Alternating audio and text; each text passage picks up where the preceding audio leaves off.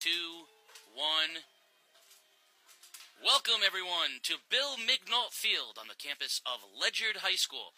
Fall is here, a nip in the air, Halloween tomorrow, turning the clocks back.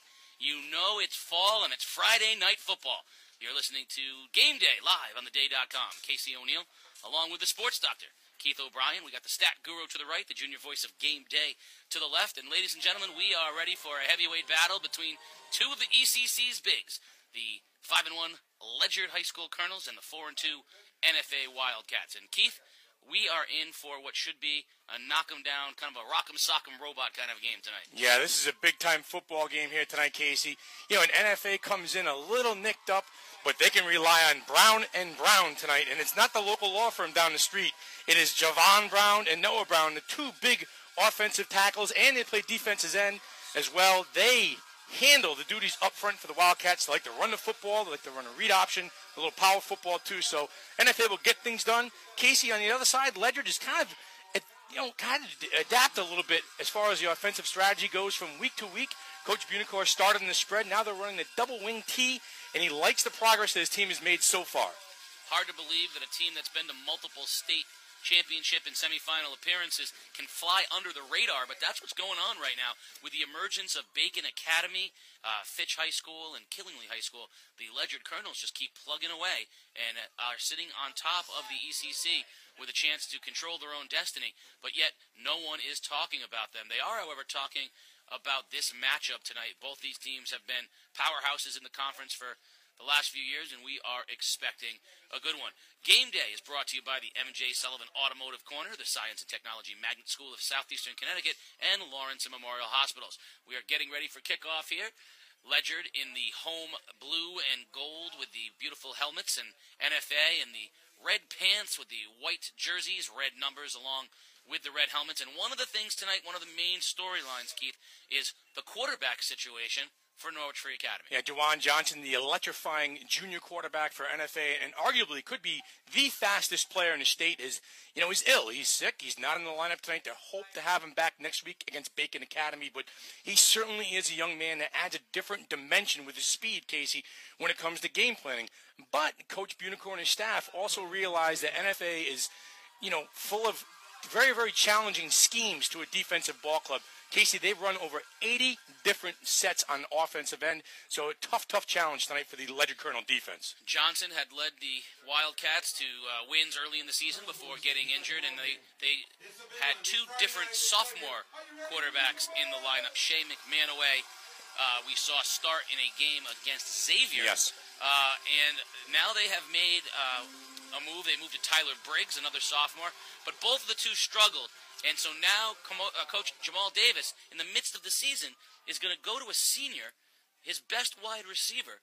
Griffin Gooden gets the start tonight at quarterback. Yeah, and Gooden's an athletic kid. He's played quarterback in the past. He played his freshman year, and he's one of those kids where maybe a little bit of speed, a little bit of deception there will help that read option be successful, because that's what you need, Casey, in the read option. You need respect with the quarterback keeping the ball, and you got to make plays from that quarterback position. So this is a really good example of two coaches who midstream making adaptations to their teams. You see Coach Davis bringing a wide receiver in to the quarterback position, probably to get some athleticism at quarterback. And on the other side of things, after the national anthem, we're going to talk about what Ledyard High School has done this season, completely revamping their style of offense.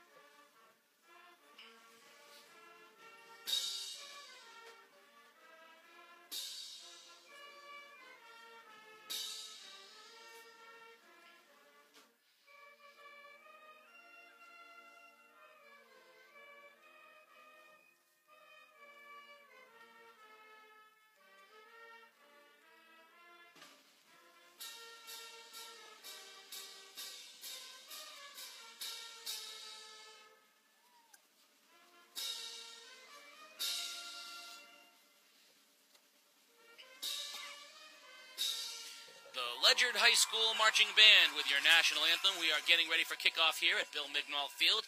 The Ledyard High School Colonels hosting the NFA Wildcats. And Keith, Jimmy Bunicor last year had one of the best playmakers in the state.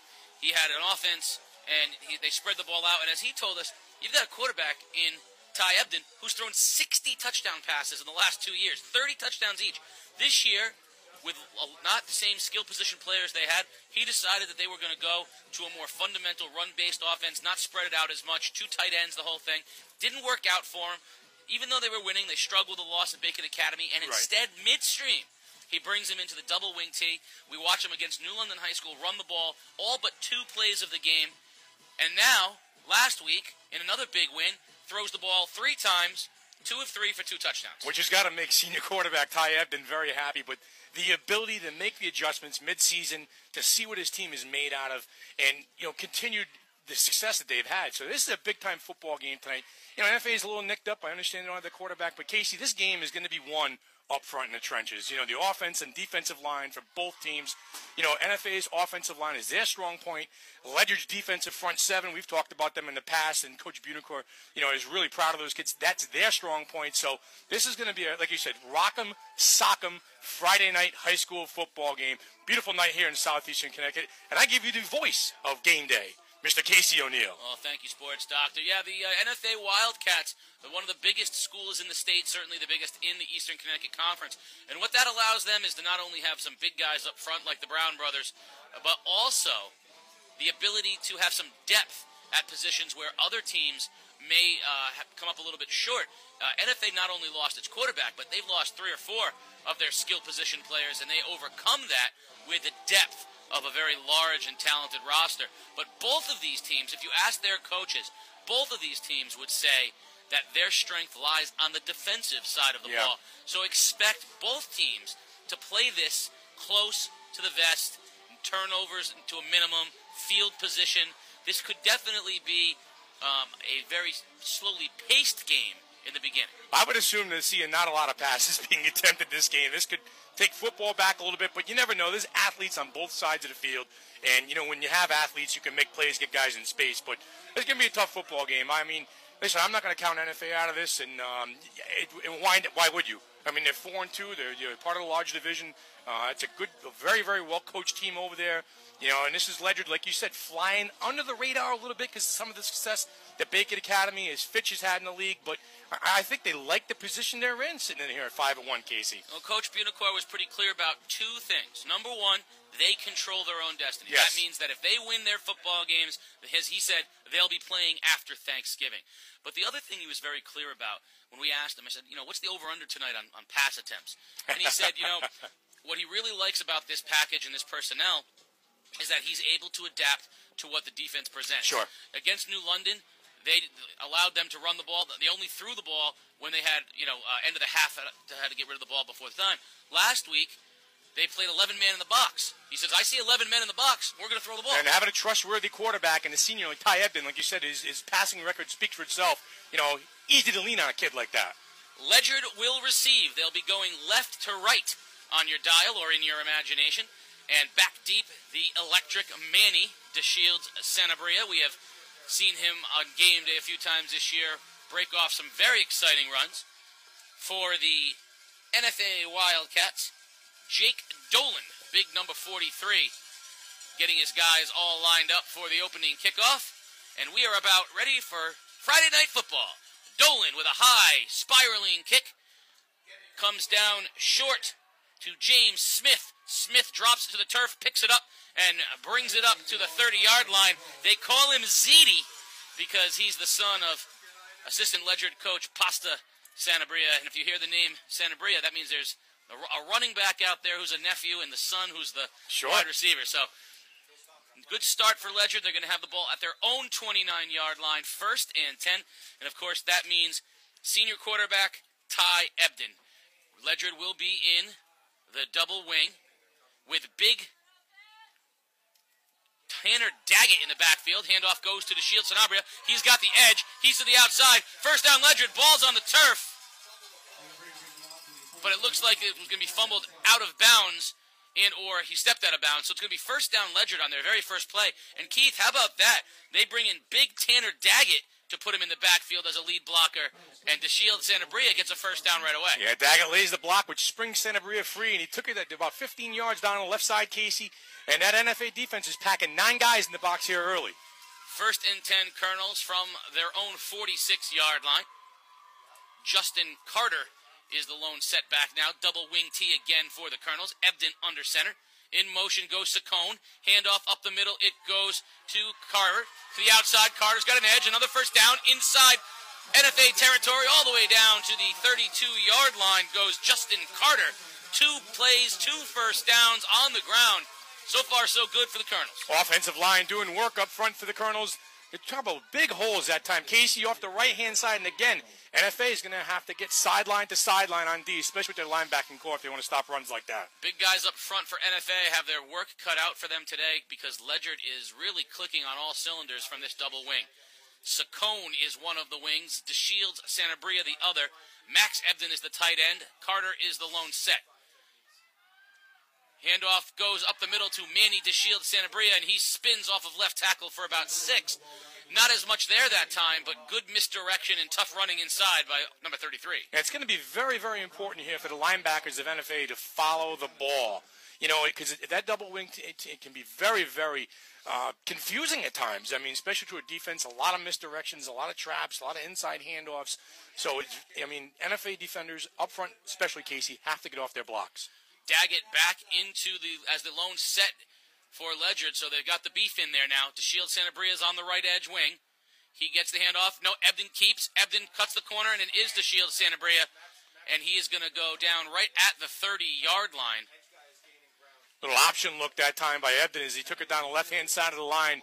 Nice job by the NFA front four, Noah Brown especially, up front making the stop. Better times, both of these first and second down plays by NFA brings up the first third down of the game for Ledyard with 10 minutes and 10 seconds remaining here in the first period. No score. Ledyard on its first possession ripped off 2 easy first downs and big chunks of yardage. Drive stalling a little bit here at the 30-yard line. 3rd and 8 for the Colonels. They put Ebden in the shotgun. In motion, Saccone. Saccone on the end around, trying to get around the right side. Saccone has an edge, looking for a block, and Isaiah Price comes up from his secondary position to make the tackle. Very close to a first down. Let's see where he's spotted. A tremendous tackle on the outside by Price. When you have 9 guys in the box, Casey, your safeties are going to have to come up and make plays on the edge on the outside. A great open field tackle. Looks like 4 down territory here for the Colonels. Saccone will be just a yard short. They're going to mark him down just inside the 30 at the NFA 29-yard line. It's going to bring up 4th and 1, and Ledyard will keep the offense out there on 4th and 1. Sure. As you really got to credit Isaiah Price that time, like you said, with saving the first down. Came up, made a very sure open field tackle, and Saccone has got he's got some wiggle in him out there. So that's a nice play by Price. Daggett, the big defensive lineman, is in the backfield. He will be a blocker. Ebden under center, and we're going to have our first timeout of the game. Timeout Ledyard. They're going to want to talk things over, and that's time for me to tell you about MJ Sullivan Hyundai, where, you know what? Stat girl, you might need a car. No money down means no money down. You could lease, yes, you could lease a 2015 Hyundai Sonata Sport for no money down and only $279 a month for 36 months. They'll pay your first payment, your upfront sales tax. Hey, they're going to even pay your registration and your dealer conveyance fees.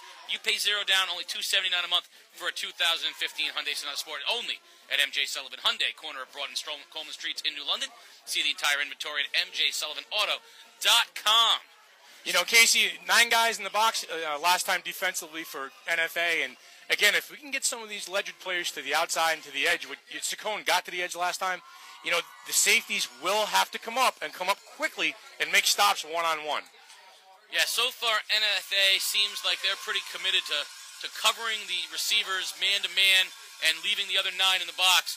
And like you said, that's going to leave those cornerbacks vulnerable both on pass coverage and run defense. Ebden under center.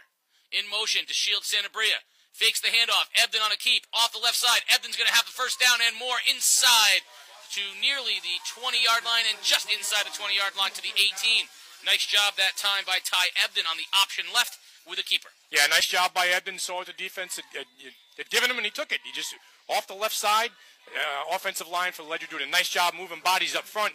And that's where this game could be won or lost, is up front in the trenches. So far, check plus to Ledyard. 8:44 remaining here in the first period. Ledyard on the opening possession of the game has taken it from its own 30. Now they're down to the NFA 20. Ebden fakes the pitch, straight drop, throws in the flat, and it is complete to Max Ebden. And Max Ebden will have what appears to be another Ledyard first down, or very close to it. He'll be marked down at the 10-yard line, and that's going to bring up second and inches from just outside the 10. Assignment football that time on D by the NFA Wildcats. Who has got the tight end leaking out, Casey, when they run that tight formation look? Easy pitch and catch that time for Ebden, to Ebden. It looked like it was only a couple of yards, but it was 9. They're so packed in there, it didn't look like a big play, yet 9 on first down. Second and inches. Ebden under center. In motion, Saccone. Ebden hands off. Up the middle to Carter. Carter cuts in. Carter's heading for the end zone. Carter dives, waiting for the spot from the official and a signal. Nothing yet. Carter dove for the end zone, reached the ball out, and they're going to say just short. Justin Carter down at the half-yard line. And everybody wants to go to instant replay on that one. Everybody in the house thought he was in.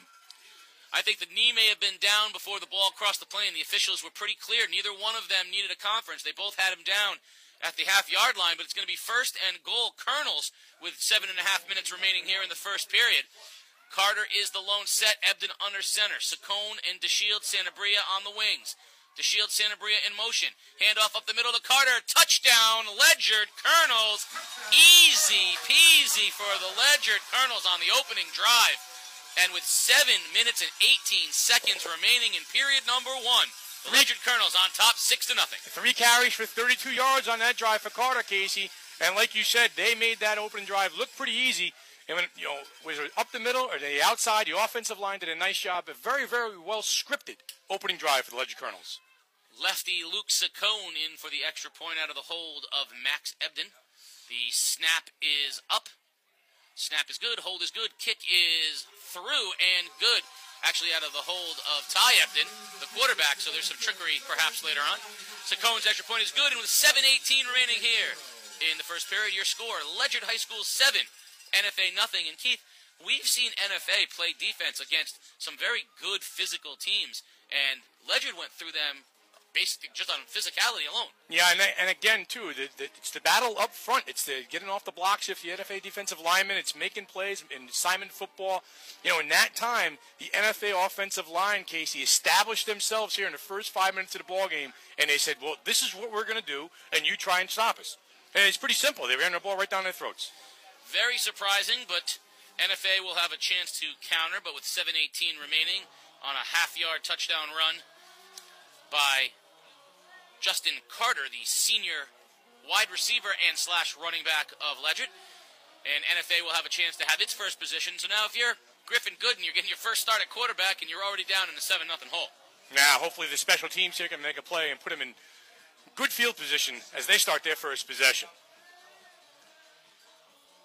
NFA going right to left in the visiting white jerseys, red pants with the red helmets. They're going to send Caleb Parker and Isaiah Price back deep to return this kickoff. Saccone will kick off from his own 40-yard line. Ledyard 7-0 here in the early going. We'll see what NFA can mount on its first drive. Saccone approaches the ball, and it's an onside kick. It's on the turf and nicely recovered.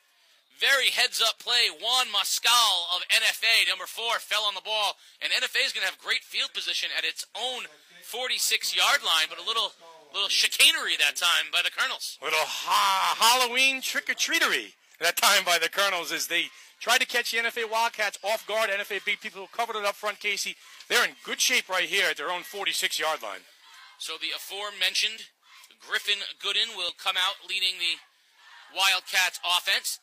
And right off the bat, they are going to put him in the shotgun, 5 wide, no running backs. So right off the bat, now Peyton Whitaker will come into the backfield with Gooden on first down from his own 45. In motion, Gooden, end around, it goes to Parker. Parker Nice job on the defense. Ledyard that time. Colin Krauth, along with Matthew Nova, stopped Parker after a gain of about 2, but right off the bat, 5 wide. No shame in their game. I mean, boy, kind of caught everybody by off guard here. Colin Krauth is a name that we're going to be mentioning all night, too. Very active at the linebacker position for the Colonels. One of the best defensive players we've seen all year. Here comes NFA again, 5 wide. Trips right. Now we're going to send someone in the slot. Whitaker's going to go back into the backfield again, but Ledyard seems to know what's going on. Now, Isaiah Price comes across the formation in motion. Gooden's going to throw it out into the flat to Price. Price has it, turns it upfield, and gets down close to a first down up into Ledyard territory to the Ledyard 44-yard line.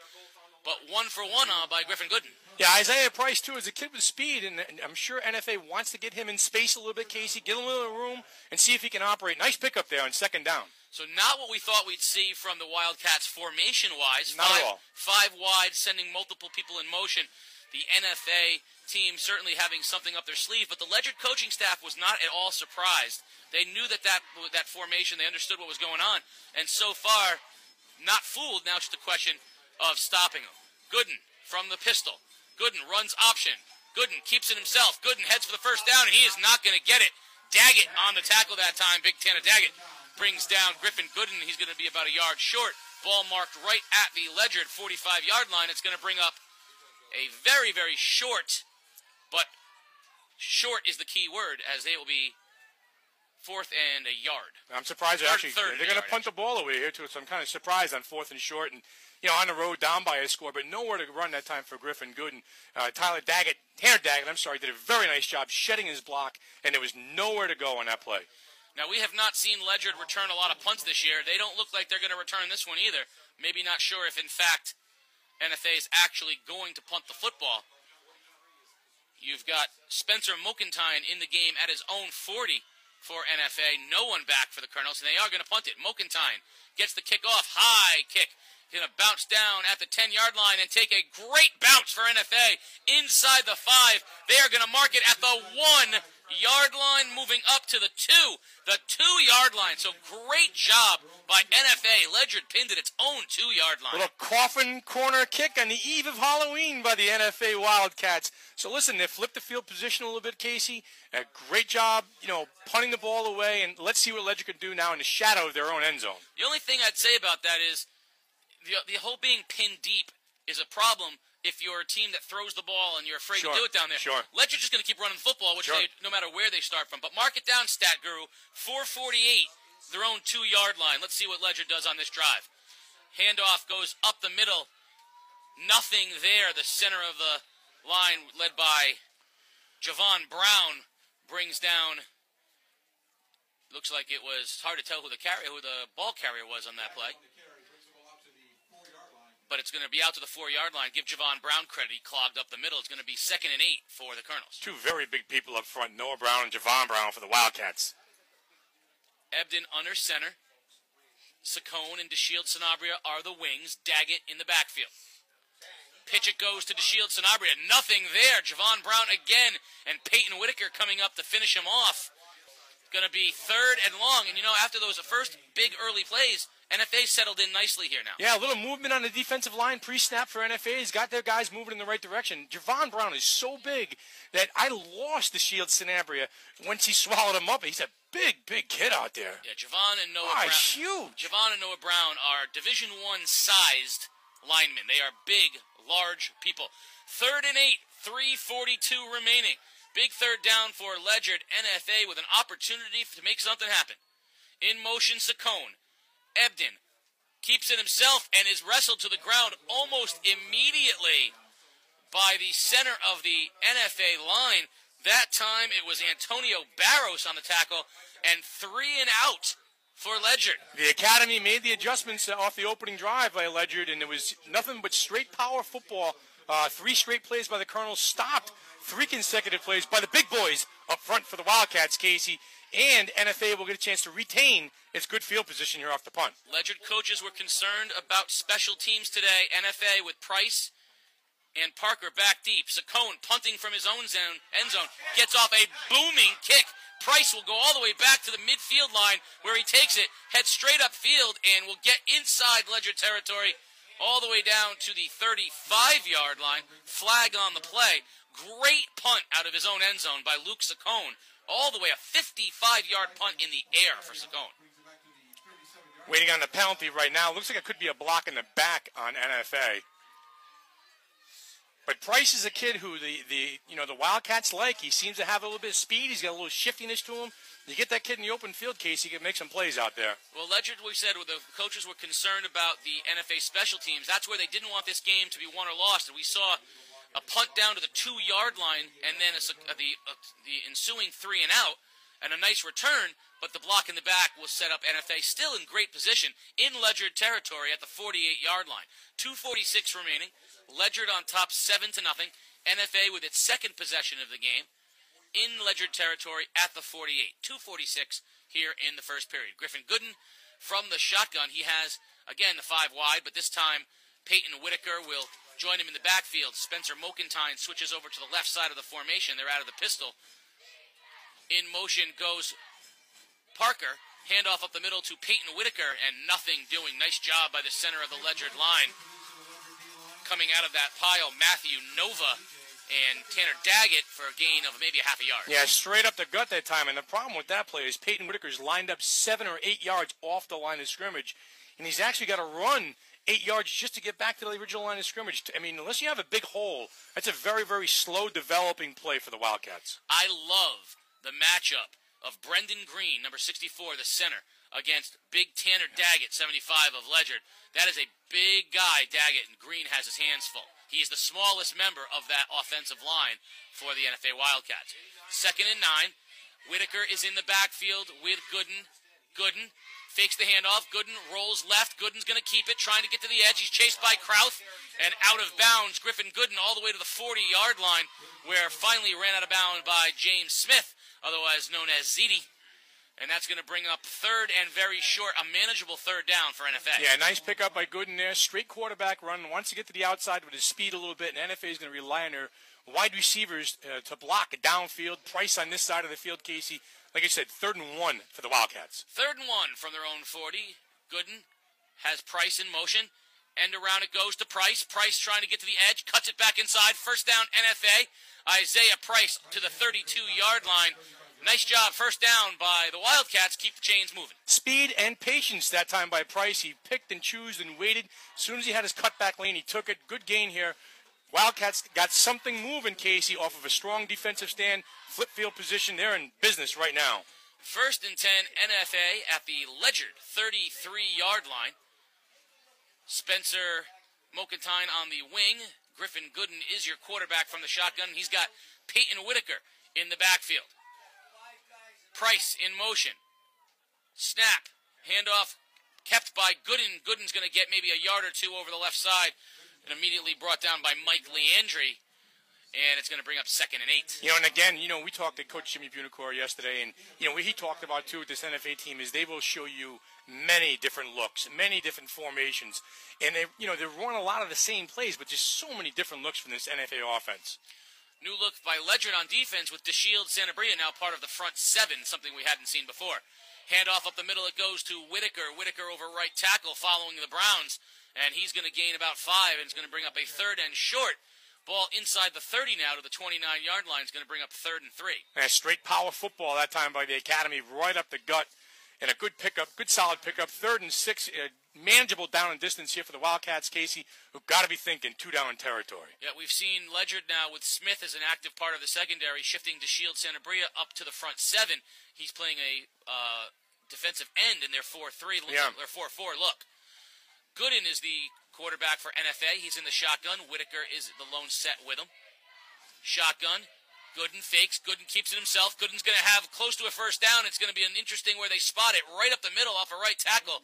Max Ebden finally brought him down, but based on the spot, he may have another 1st down, or it's going to be 4th and inches. Early going in this game, senior quarterback Griffin Gooden is showing that he can handle the game. The game is not too big for him or too fast for him out there, Casey. That's a good read right there on 3rd and 7. Cut back up the middle, saw the lane, took it, and got positive yardage. 4th and half a yard, ball marked at the 25-yard line. We're under 10 seconds remaining in the first period, and NFA is going to be content to call a timeout. Okay, they're going to call a timeout with 6 seconds remaining in the first period. Okay. So obviously they weren't going to be able to get a playoff in 6 seconds, but with 6 seconds remaining in the first period, Ledyard on top 7-0. NFA will face a 4th and half a yard in Ledyard territory at the 25-yard line. And Keith, we've already seen Gooden keep the ball more at the quarterback position than either of the two sophomores did in the Xavier game earlier. So he's forcing Ledyard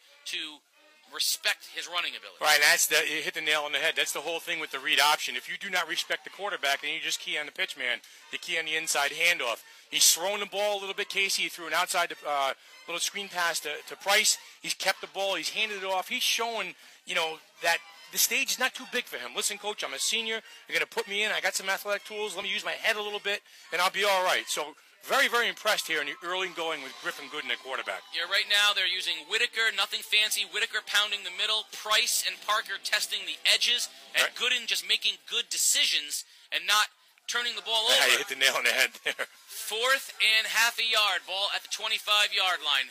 Big power package, triple running back out of the pistol goes NFA. Gooden's going to keep. Gooden looking for a block. Gooden's not going to get there. A great defensive stop by the Ledyard Colonels. Coming out of the pile, Colin Krauth. Colin Krauth, a big defensive stop along with Derek Johnson. And the Ledyard Colonels hold on 4th down and will get the ball back. I think it was the right choice by Gooden, but Ledyard sniffed it out. That full house backfield out of the pistol formation didn't fool anybody on the Ledyard side of the ball. Played it very well, snuffed out quarterback keeper all the way, Casey, and a good job, solid job by that front 7 by the Ledyard defense that time. That's going to be the end of the first period. The first period ends on that defensive stop, so Ledyard will have the ball at their own 25-yard line starting period number 2, which is brought to you by Science and Technology Magnet School of Southeastern Connecticut. The Science and Technology Magnet School of Southeastern Connecticut is the region's leading STEM-themed school.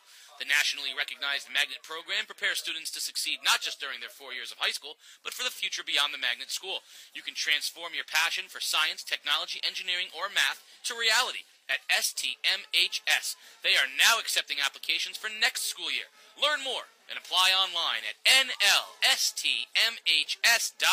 That's nlstmhs.org. Yeah, very fast-moving first quarter, very clean played, very crisp first quarter. Good power football by Ledyard, 7-0. Good game here early from Ledyard High School on the day.com. Casey, so far, though, you got to kind of like what you see a little bit in Griffin Gooden on the road? Yeah, I think NFA has a good game plan. They obviously got held there on 4th down, but they have not allowed Ledyard to move the ball the last 2 times they've had it. We'll see what happens here with the Colonels at their own 25. Handoff, straight up the middle. Carter with a great hole and leaps forward, jumping over a defender down to the 35-yard line. So a big gain of 9 on 1st down. It's going to bring 2nd and short. Great gain up the middle. We're seeing a lot of Justin Carter. Yeah, up the gut. That's a straight power football in the center, blowing off the defensive lineman Javon Brown there for NFA, and a big hole, and 9 yards is on 1st down. We saw Carter as a wide receiver in the first part of the season. Now he's having success as the running back. Ebden under center. Ebden pitches inside to Shields. Sanabria will get up right to the 1st down marker, but I think he's going to be, we're going to see the spot. He's right at the marker. We'll see what the officials say. I think he had the 1st down. We'll see what they do. Moving the chains. Yep, 1st down, Ledyard. Ball's going to be marked at the Ledyard 36-yard line. Number 34, Ransford Darby for NFA, had the running back dead to rights in the backfield, broke a tackle, and picked up the 1st down. They call him RJ Darby. He's a very athletic linebacker, and you hit it right on the head, Keith. He snuffed that one out, but Ledyard will have a 1st down. Now we're going to see Saccone go out split as the lone wide receiver. We haven't seen that yet. He'll be singled up with Isaiah Price. Ebden from the shotgun. In motion, Carter. Ebden on a quarterback keeper straight up the middle. Churning. Nothing there. Javon Brown and Noah Brown. Nothing there that time for Ledyard.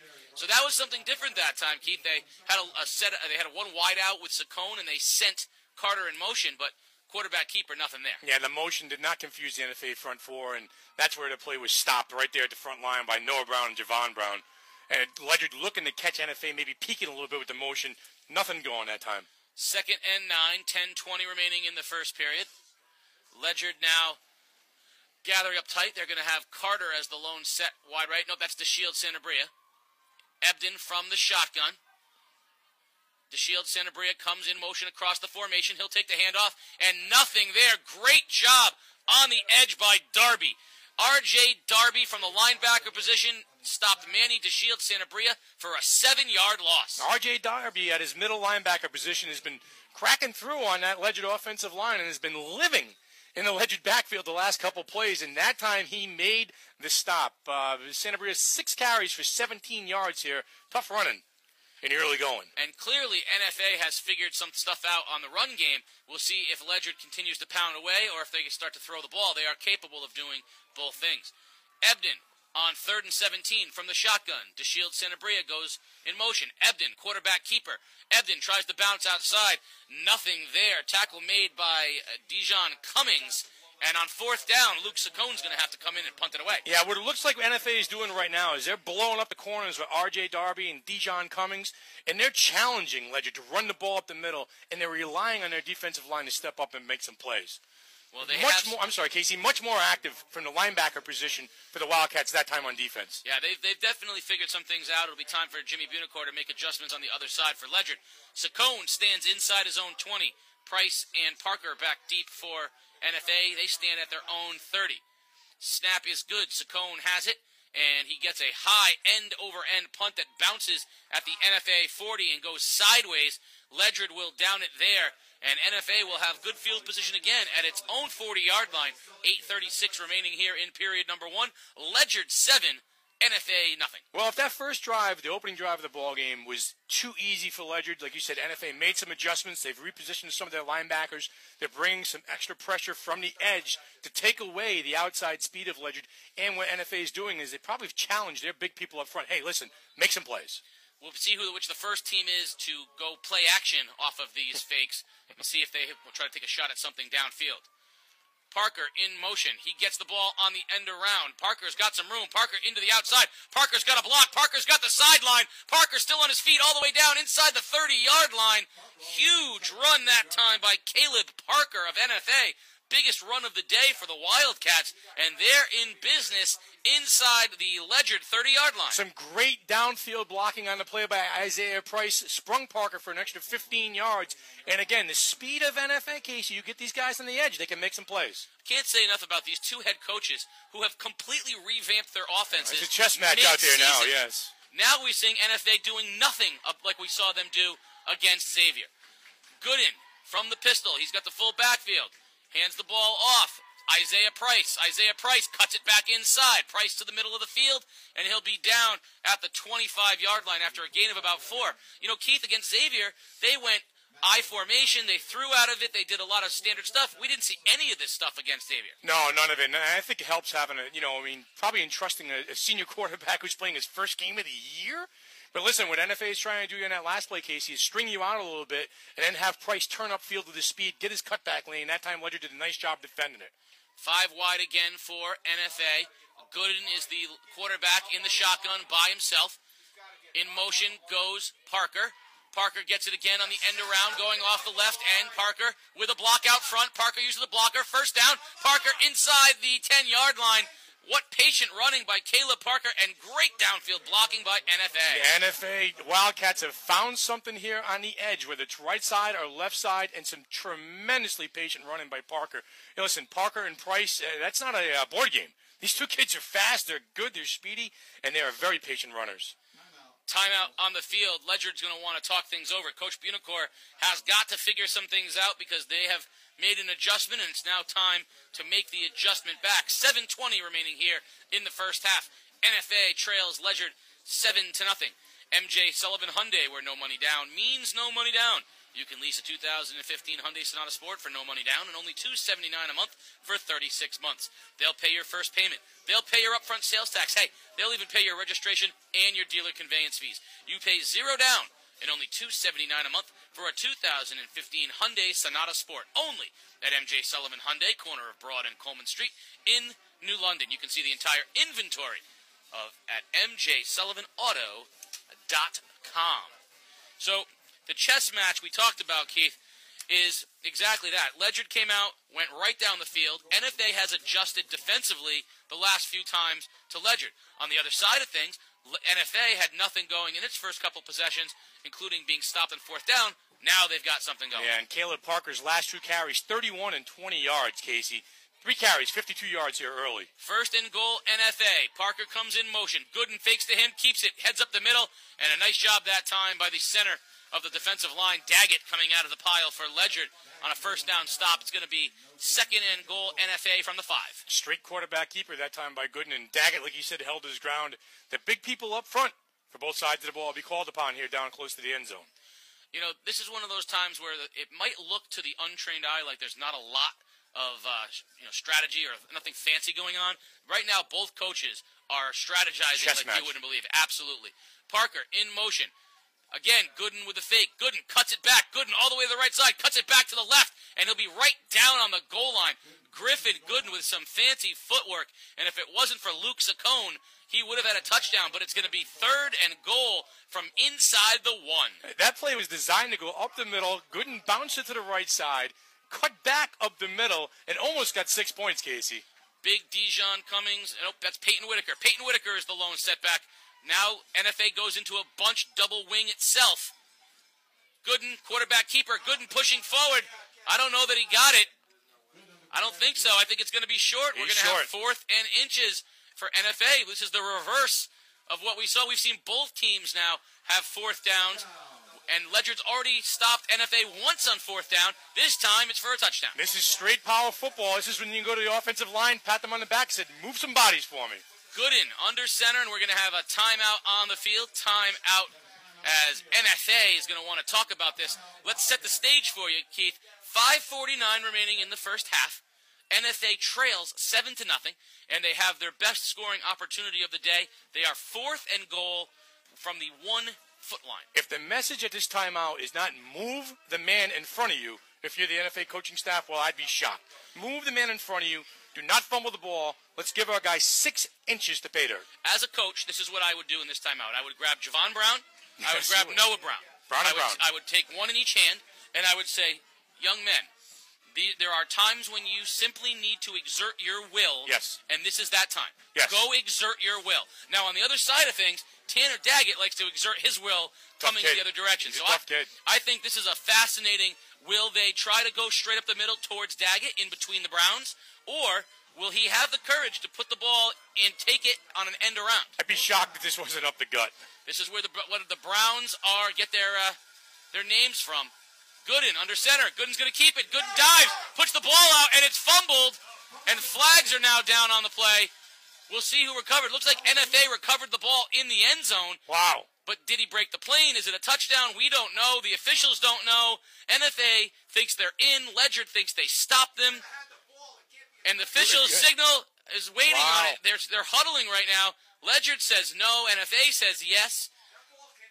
Gooden put his arms up on the quarter. There was nothing there. Once that ball breaks the plane, it's 6. So I don't know if he broke the plane or not. That is the question right now. And if he didn't break the plane, did NFA recover the ball in the end zone? The issue here is... It looks like right now, Keith, it's Ledyard ball. Ledyard holds. And for the second time, Ledyard's going to have the football inside the 1-yard line. Then the NFA offense is turned back by the Ledyard defense on twice inside the 1-yard line, Casey. Straight power football that time. Gooden tried to reach the ball across. He didn't get in, and Ledyard retains possession on downs. That is 4 times.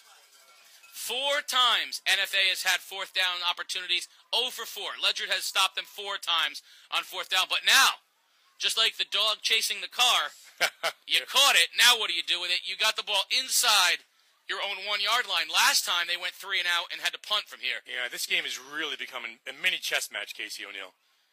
Ebden under center. Look for him to keep it himself. He does. Ebden just puts his head down and dives forward, trying to get off his own goal line. He'll get maybe up to the 3. Gain of perhaps 2 on first down. It's going to be 2nd and 8, ball at the 3-yard line, 5:20 remaining here in the first half.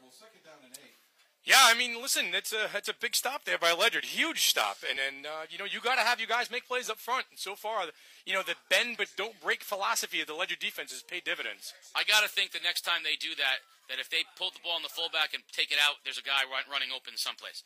2nd and 8, Ebden fakes to Saccone. Ebden looks to throw in the flat to Max Ebden. It goes left side, and Ebden's brought down very quickly by Caleb Parker. But I believe it's going to be a first down. It is. Big first down for Ledyard, getting it off its own goal line out to the 11 now. It'll be 1st and 10, Colonels. Easy pitch and catch from Ebden to Ebden. And like you said, when you have a senior quarterback like Ty Ebden, you trust him to make a throw like that from his own end zone.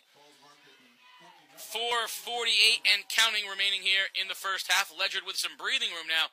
Ball out past the 10-yard line. Ebden, hands off straight up the middle. Carter's got some speed. Carter's to the outside. Carter's under foot race, being chased down by Price and Parker. Cuts it back inside. Big run. Justin Carter with a 65-plus yard run all the way into NFA territory to the 35-yard line. And guess what? There aren't many people who catch him, but Price and Parker did. Pound the middle, pound the middle, pound the middle, and then pop one. That was the Ledyard plan all along, and that's what Carter just did. Great downfield vision.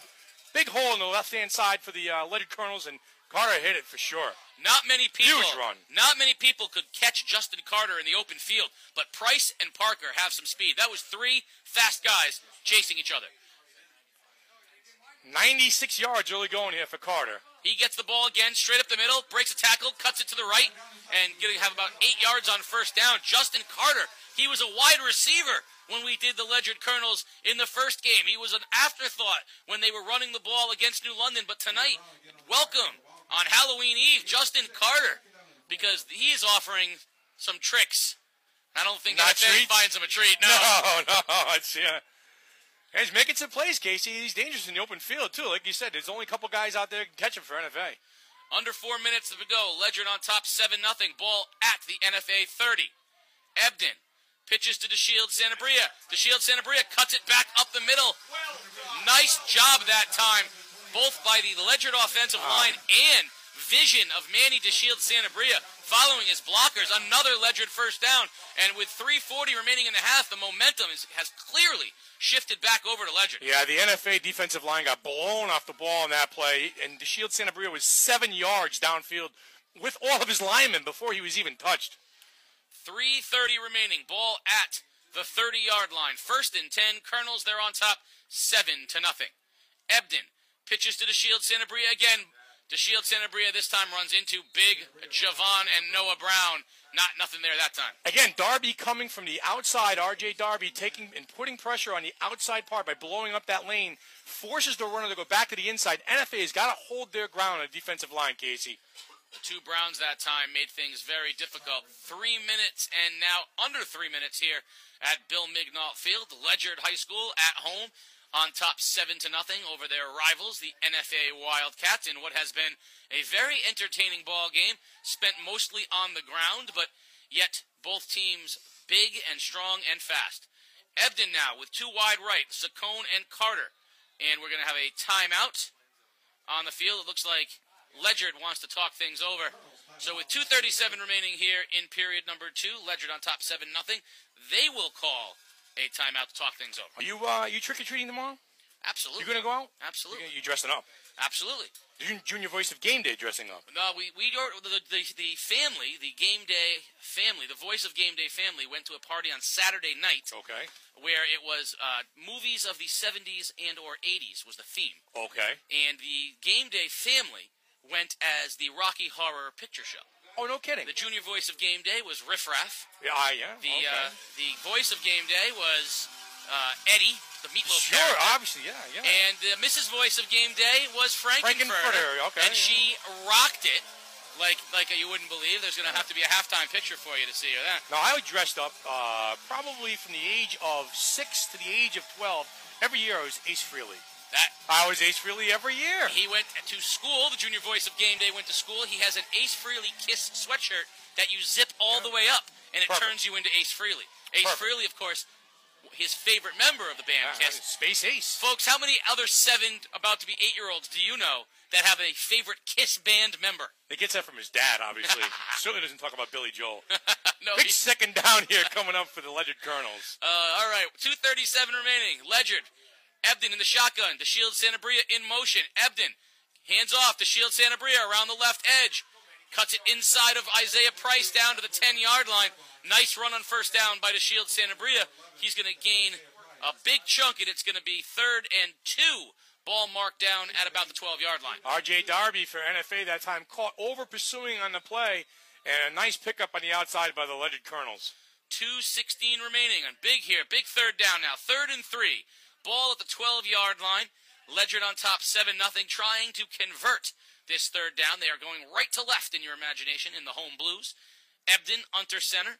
Ebden hands the ball off to Justin Carter. Carter churning. First down and more. Just tough running that time. Justin Carter. The center of that Ledyard offensive line is making plays when it matters, when it's counted upon. That was all tough running up front. Credit the Ledyard offensive line that time for the first down. Nice job, Christopher Klett that time for Ledyard, and right up the middle did Carter go. Nothing fancy about it. It's going to be 1st and goal inside just on the 5-yard line. 1st and goal for the Colonels. Ebden to Carter. Carter cuts it back left. Carter's in the end zone for a Ledyard touchdown. Justin Carter with his 2nd touchdown of the game. 8 carries for 111 yards so far in the first half for Justin Carter. And that time he just saw a little cutback lane over the left-hand side and stuck it in the end zone for 6. What a huge turn of events for the NFA Wildcats. Stuffed on 3rd down, stuffed on 4th down, and then Ledyard comes right down the field. 99-yard drive in 3 minutes. 99 yards in 3 minutes, Casey. They get 6 points. 9 yards. What a amazing job by the Ledyard Colonels. That is devastating for the psyche of NFA. Snap is high. Gets the snap down, but the kick by Saccone is going to be short. And with 1:27 remaining in the first half, Ledyard extends its lead to 13-0 on a 99-yard drive. It began with a huge 4th and down stop, actually a 3rd and 4th down stop. NFA had a chance to tie the game, ball inside the 1-yard line. Ledyard stops them twice and then goes 99 yards. And with 1 minute and 27 seconds remaining, Justin Carter with his 2nd touchdown of the game.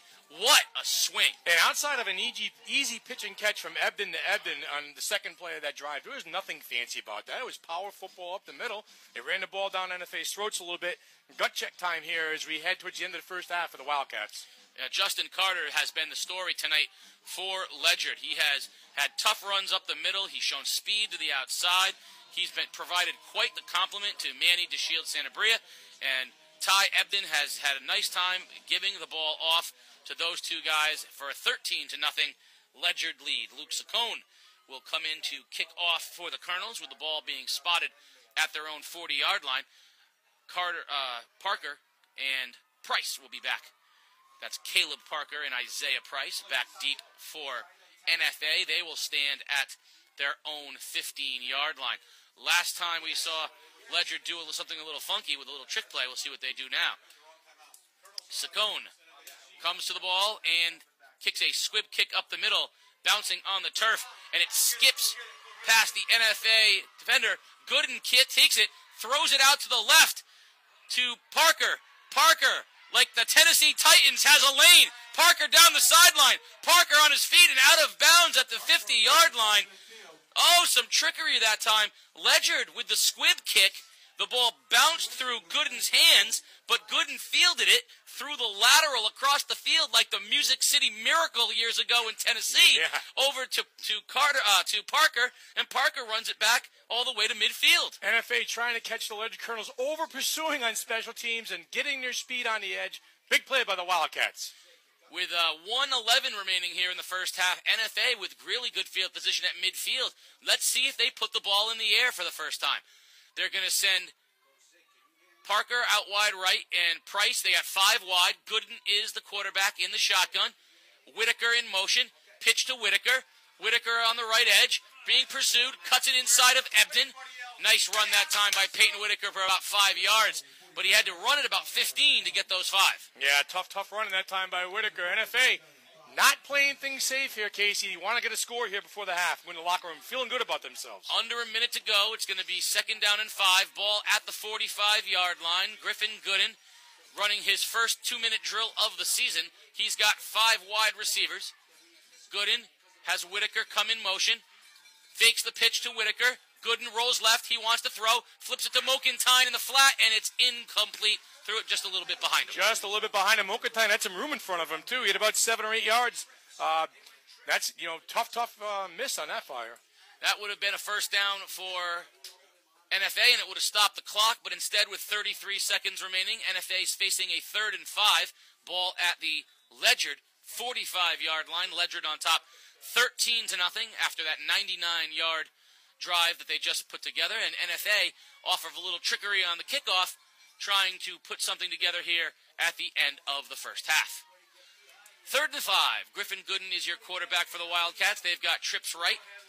Gooden sends Parker in motion, gives it to Parker on the end around. Parker has the corner. Parker cuts it back inside. Parker has the first down. Nice job that time by Caleb Parker. And he will have a first down for NFA inside the Ledyard 40 with 24 seconds remaining. First down. Yeah, very, very good job by the Ledyard defense that time, holding their lanes, not letting Parker cut it back and turn it upfield. I mean, he's a very, very fast kid, and you've got to stay in your lanes on defense. Timeout NFA with 24 seconds remaining. They have the ball 1st and 10 at the Ledyard 40-yard line.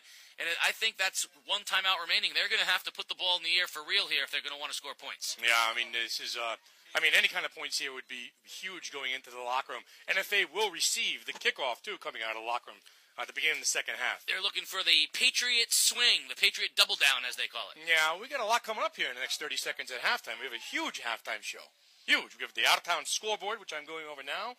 We got a lot going on in sports nationally, the World Series. I'm going to try and get Mike tomorrow to come up and spend a few minutes. If not, I will get the stat guru on the line. 24 seconds remaining here in the first half. Please stay with us for the MJ Sullivan halftime show as the Ledyard High School Colonels are 13 points ahead of the NFA Wildcats here in half number 1 with 24 seconds remaining. And NFA facing a first down at the Ledyard 40-yard line. Griffin Gooden from the shotgun. Gooden, straight drop, throws in the flat to Peyton Whitaker. Whitaker tries to get outside, nothing there. Nice tackle by Manny to shield Santabria. Flag down on the play. And I think that play was doomed from the start. Yeah, extremely slow developing play that time. And you've really got to have some open space out there. It looks like it was holding on one of the NFA receivers downfield. And with 16 seconds remaining with that penalty, I think NFA is going to either have to throw this ball downfield or they're just going to try to take it into halftime and try to start things over from the second half because it was, in fact, a hold against NFA, one of those wideouts holding on the pass into the flat, almost like a wide receiver screen, one of those little end-around screens. But with 14 seconds... extremely slow developing that time, and you have a fast defense and a good linebacking core like Ledyard. They can snuff that kind of stuff out easy. Clock is running, under 5 seconds left. I don't think NFA is going to get a playoff, and they will not. That is not going to get off in time, and that brings us to halftime. At halftime here at Ledyard High School, your score, the Ledyard High School Colonels 13, the NFA Wildcats nothing. Welcome to the MJ Sullivan halftime show. Time for me to turn it on over to the sports doctor, Keith O'Brien. Take it away. It is a house call with the sports doctor on Halloween Eve. Here on game day, we were in the halftime of a great football game between the NFA Wildcats, who trail the home team Ledyard Colonels 13-0. And I will await my halftime guest. He is Mike tomorrow. He will come up shortly. I will set up the out-of-town scoreboard right now. Fitch leads Plainfield. I'm sorry, New London leads Plainfield 7-6, 14. Killingly 14, Stonington nothing. And Fitch with an 8-7 lead over Waterford. So that is your out-of-town scoreboard right now. Plainfield down to New London 7-6. Killingly beating Stonington 14-0. And the Fitch Falcons with an 8-7 lead over the Waterford Lancers as we are live here at Ledyard High School. the sports doctor, making a Friday night house call, and we have a huge weekend here nationally in the world of sports. There's all kinds of stuff going on. As I wait for my halftime guest, Mike DeMauro, he is shedding clothes as we speak. He looks like he's got some water coming. Is it cold out there, Mike? It's windy. It's windy? It's always windy here. Yeah, I mean, it is Ledyard. And Mike, first of all, what a good first half. I thought it was a tremendous first half of football. I am very, very impressed with the way Griffin Gooden held his composure in the first half. In NFA, got turned back twice, 3rd and 4th down from the 6-inch line, but they played very well. They did. On the play at the goal line. Was he in? No. Gooden fumbled. Okay. And the NFA player that recovered it was not in the end zone. And rolled in. But he was already down. He was already down. Okay. So that's what they call it. Gooden did fumble the ball then before he broke the plane. Yes. Okay, because we were wondering up here if he had gotten through. I mean, if he did not, it's tough to see. This is a wonderful vantage point, but it's not. You were on the goal line. Well, I couldn't see the side judge, Scott Davis. I was right next to him. Sure. He couldn't see it either. Okay. So that call was made by the middle umpire. Yeah, in the middle. Big Brown. Yes. Okay, there you go then. He had the best view. But a relatively good, very well played first half. Not a lot of penalties. I give NFA a little bit of credit, and Gooden did a nice job. He did for his first time. He did fine. I mean, they moved the ball. I thought, and you guys were there. Way better in this half than I thought they did against. Without a doubt, against Xavier.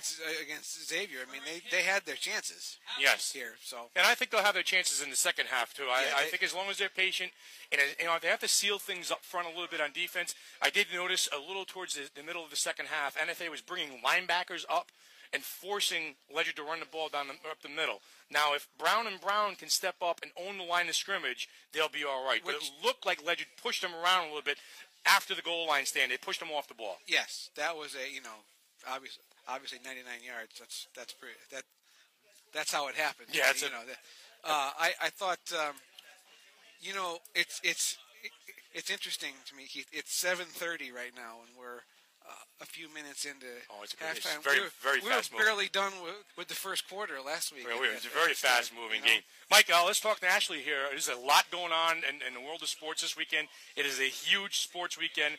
Obviously, we'll talk a little bit college football. I'll adapt the NFL with you. We'll get the World Series. But I'll start with the Breeders' Cup.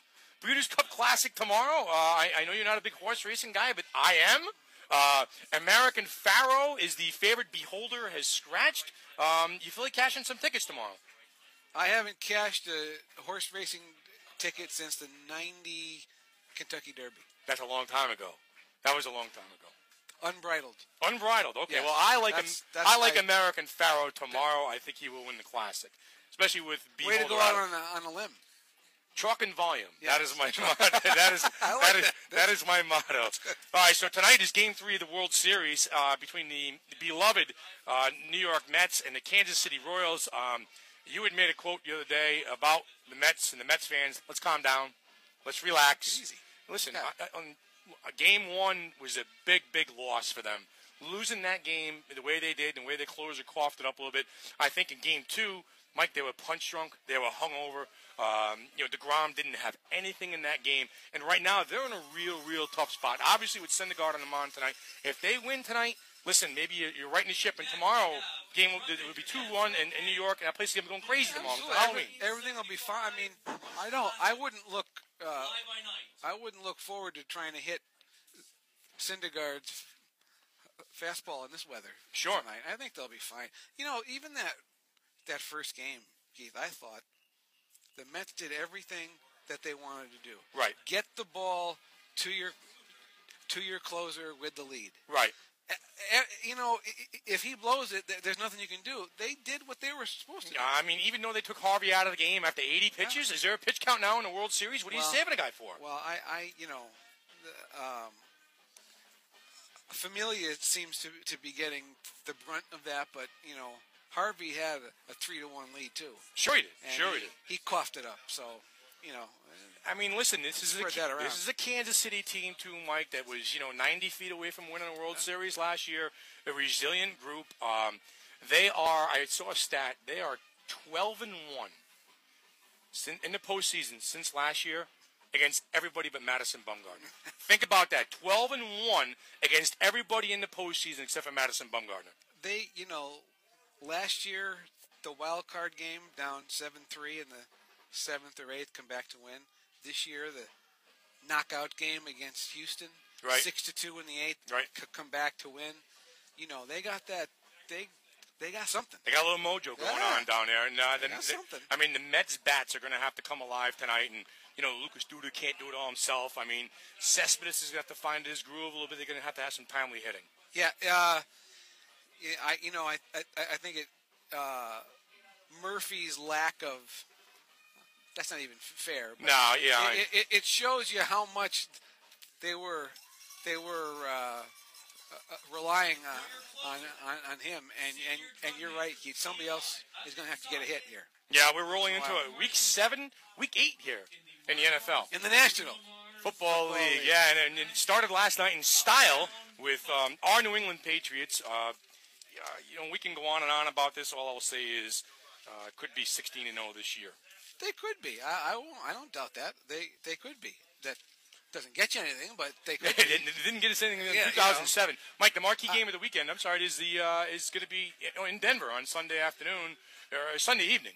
Sunday night against the Packers. Up against baseball. Up against the World Series. So Green Bay is coming off of a bye week.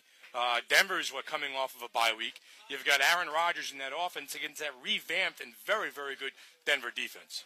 If Denver can keep winning, but their offense is going to have to do something at some point, because if you keep making the defense do it for you, they're going to have a bad game every now and then. It happens. So I just don't, if Peyton Manning right now were named anything else but Peyton Manning, you'd be going, okay, maybe it's time to try somebody else. Yeah, he definitely has a tired arm. He has been awful, yes. Mike, the other big question mark coming into this week is the undefeated Cincinnati Bengals taking on the Pittsburgh Steelers. It looks like Ben Roethlisberger will return to that lineup. Does that help Pittsburgh? Did it put that Pittsburgh back into the contender position? And, only back in week 1, will that test Cincinnati coming off a bye week like that? Maybe. I'd like to see Ben play a little bit first before you do it. But Pittsburgh's offense is championship caliber. Yes. Defense isn't. So I mean, I suppose they could get to a spot in the playoffs where they could try to win 38-35, but it doesn't usually work that way. Although I trust them more than I do Cincinnati. Okay, I got you there. I don't trust the quarterback for Cincinnati at all. Not till he wins a playoff game. Right. They have all the makings. They have a good defense. They can run the football, but until Andy Dalton actually wins a playoff game, Mike, I don't trust him. Your Giants are on the road in New Orleans. Coming off of a huge victory against the Mike. A huge victory against the Cowboys. What can you say first of all about that game, and then follow it up with what we saw on the sidelines a little bit with the Des Bryant and the Kevin Hardy, and then the contract extension. Are we sick of the Cowboys yet? Sorry, Casey. You're gonna think I'm nuts here, but I think if the Cowboys could make the playoffs, they could make some noise because they can run the ball and their defense is good, and they're clearly in that division. That's terrible. Clearly the most talented team in the division with those guys healthy. Right. The Giants, you just don't know what you're going to get from them. Right. How do you let Matt Castle go down the field on you in the fourth quarter? No, I understand. And then you make a play on special teams. They are all over the place. Well, Eli's been awful too. He was awful in the Cowboys game, Mike. He was terrible. He wasn't even on he's hardly on the field. in the second half. Yeah, the problem with Dallas right now is they're sitting at 2-4. I mean, they have a tough game this week against Seattle. Yeah. I mean, if Castle comes back, if Romo comes back and they're 2-6, they could be out of it. Yeah, they're going to have to figure out a way Sunday, because if they get to 2-5, I mean, I know that 9-7 is probably going to win the division, but right. You'd still have to finish 7-2. Yeah. See, my math is down right. this road, yeah. All right, in the last couple minutes here while we have you, here's Mike Demaro. He's a columnist, opinionated writer. He is sideline reporter tonight for GameDayToday.com. Mike, college football weekend coming up, and Tuesday is the first BCS rankings that come out. You know, obviously Ohio State with the quarterback change, and there's some teams up there right now. I mean, who is the best team that you've seen so far in college football outside of Boston College? If I had to pick one who's going to win it right now, TCU. Yeah, I like TCU. I like they've TCU. dodged a couple bullets this year. Boykin is just too. And they've dodged a couple bullets this year. I mean, Baylor lost their quarterback. He got hurt. Yeah. So TCU could be one of those teams. Yeah. All right, listen. And your Irish better watch it tomorrow night, because we'll get Temple, Mike. Stop it. Temple's not bad. Stop it, Mike. I'm telling you right now. Mike. They're not bad. Stop it. They're not bad. Listen, thanks for a few minutes. You got it. I'll see you down on the field after the game. All right. Yes, okay. absolutely. Right. What's my name? He is Mike Demaro. He's our guy on the sidelines filling some information. I bring back Casey O'Neill. I got to come in here and you can talk about all the things that Mike said wrong while he was on Well, air. listen. First, I want to touch on the Notre Dame thing, because I think Notre Dame's going to win out. So Tim Reardon is not playing quarterback for Temple tomorrow. They have the Irish roll. TCU is still a minor league team compared to the actual major league teams of college football. Dallas is far and away the most talented team in that division, and they should be watched out for. Although I'm not a Cowboy fan, because I can't root for Greg Hardy. I hope he gets like a serious staph infection in a really painful place. What else is going on? Well, listen, I mean, you mentioned Andy Dalton. He doesn't have to win a playoff game in order to. He hasn't won a playoff game. He hasn't done anything. That team has done nothing in the playoffs. But you said you won't trust him until he wins a playoff game. Yes. Tomorrow's not a playoff game. He's got to beat Pittsburgh. It's not a playoff game. He's got to win another game. And Ben Roethlisberger is 2-4 in his return games from injury. All right, well, there you go then. Casey O'Neill has spoken. College football, what? Mike's got something going on here. But, shoot the ball, talking to the stat guru. But listen, the college football breaks out this weekend with the top four. And we talked about this, you and I, a little bit off air and on air. Yeah. Ohio State made a quarterback change, and they got J.T. Barrett in there. Yeah. He looks extremely comfortable and extremely dangerous in all facets of the offensive end of the Buckeyes. Well, it's really more what I saw watching, and I've watched Ohio State 3 or 4 times this year. What I saw was that how the Ohio State offense plays. The Ohio State offense plays with more tempo, more energy with him in the game. Yes. And it was obviously last year when he got hurt, they found sort of a style that they liked, the more physical style that they liked. Very methodical with Jones in the game. It was, but the energy and sort of crispness that they run, they run a faster pace, and it's evident with him in the game. Yep, again, Ohio State sitting at the perch at number one. You've got a handful of teams, back there with obviously Baylor have lost their quarterback for the U. Here you have TCU there. I mean, you've got a truckload of teams that are undefeated still. Utah went down last week, and I texted you last Saturday night. This is going to be a wild and wacky finish to college football season. And, this is when the games play out, and this is when it does get a little crazy. Clemson is number 4 in the country right now? Clemson's got a really good – I know, and Notre Dame doesn't lose – if it wasn't a hurricane in Clemson and Notre Dame's playing with its third-string quarterback, even if it was their regular team, if it wasn't for the hurricane in Clemson, I think that they have they know that game's a toss-up. But at the end of the day, I think you're still going to see – I think Ohio State wins out. I don't think there's any real regular season competition for them. I think Alabama-LSU is going to determine that team. And the question is going to be, if Alabama beats LSU in a close contest and LSU runs the table, does the SEC get 2? I would probably say no right now. I don't think Depends so. on if Baylor. Well, if you assume Baylor loses some games, right? And then Baylor's, like I said, lost their quarterback, so you just never know. But how many times in the last 3 or 4 years have we counted out Alabama, and we've seen them win big game after big game after big game? I don't doubt that they're going to finish with 1 loss. I think they're going to. The question's going to be: is the other SEC team with 1 loss better than a 1-loss Notre Dame, or better than Certainly there'll be. Will they be ahead of if Clemson's undefeated, Baylor or TCU's undefeated? The 4 undefeated teams will all advance. Right, and then Georgia goes into Florida tomorrow to take on the Gators. and the Gators are another one of those mystery teams a little bit. Yeah, I think they've played a little bit above their heads. They're better than what people thought. I don't think they're a national championship contender, but I think they're a team that no one wants to face. It is the MJ Sullivan halftime show here at Ledyard High School. It's the sports doctor, Keith P. O'Brien, making a house call. Casey O'Neill, the voice of game day. The gang's all here. We are waiting for the teams. They're back on the field here for the second half, going through their stretches. It is Ledyard 13, NFA nothing here, in a very, very good, fast-paced, crisp, well-played first half. Nice fall night for football. It's Halloween Eve. There's a big, big weekend for sports. You've got the World Series tonight. You've got high school football. You've got college football. They got Breeders' Cup, and you got the NFL on Sunday. So, Casey, good time of year to be a sports fan. What did you have going for those halftime scores of the high school football games? I wasn't around to hear those. You got me curious. Yeah, we have New London was beating Plainfield 7-6. We had Killingly 14, Stonington nothing, and Fitch 8-7 over Waterford. I will update those scores in the third quarter. Waterford game a little closer than I expected it to be. I would think so, yeah. It's a very. I mean, Waterford's one of those teams that had a few weeks off, and that's great. That's great. Good stuff.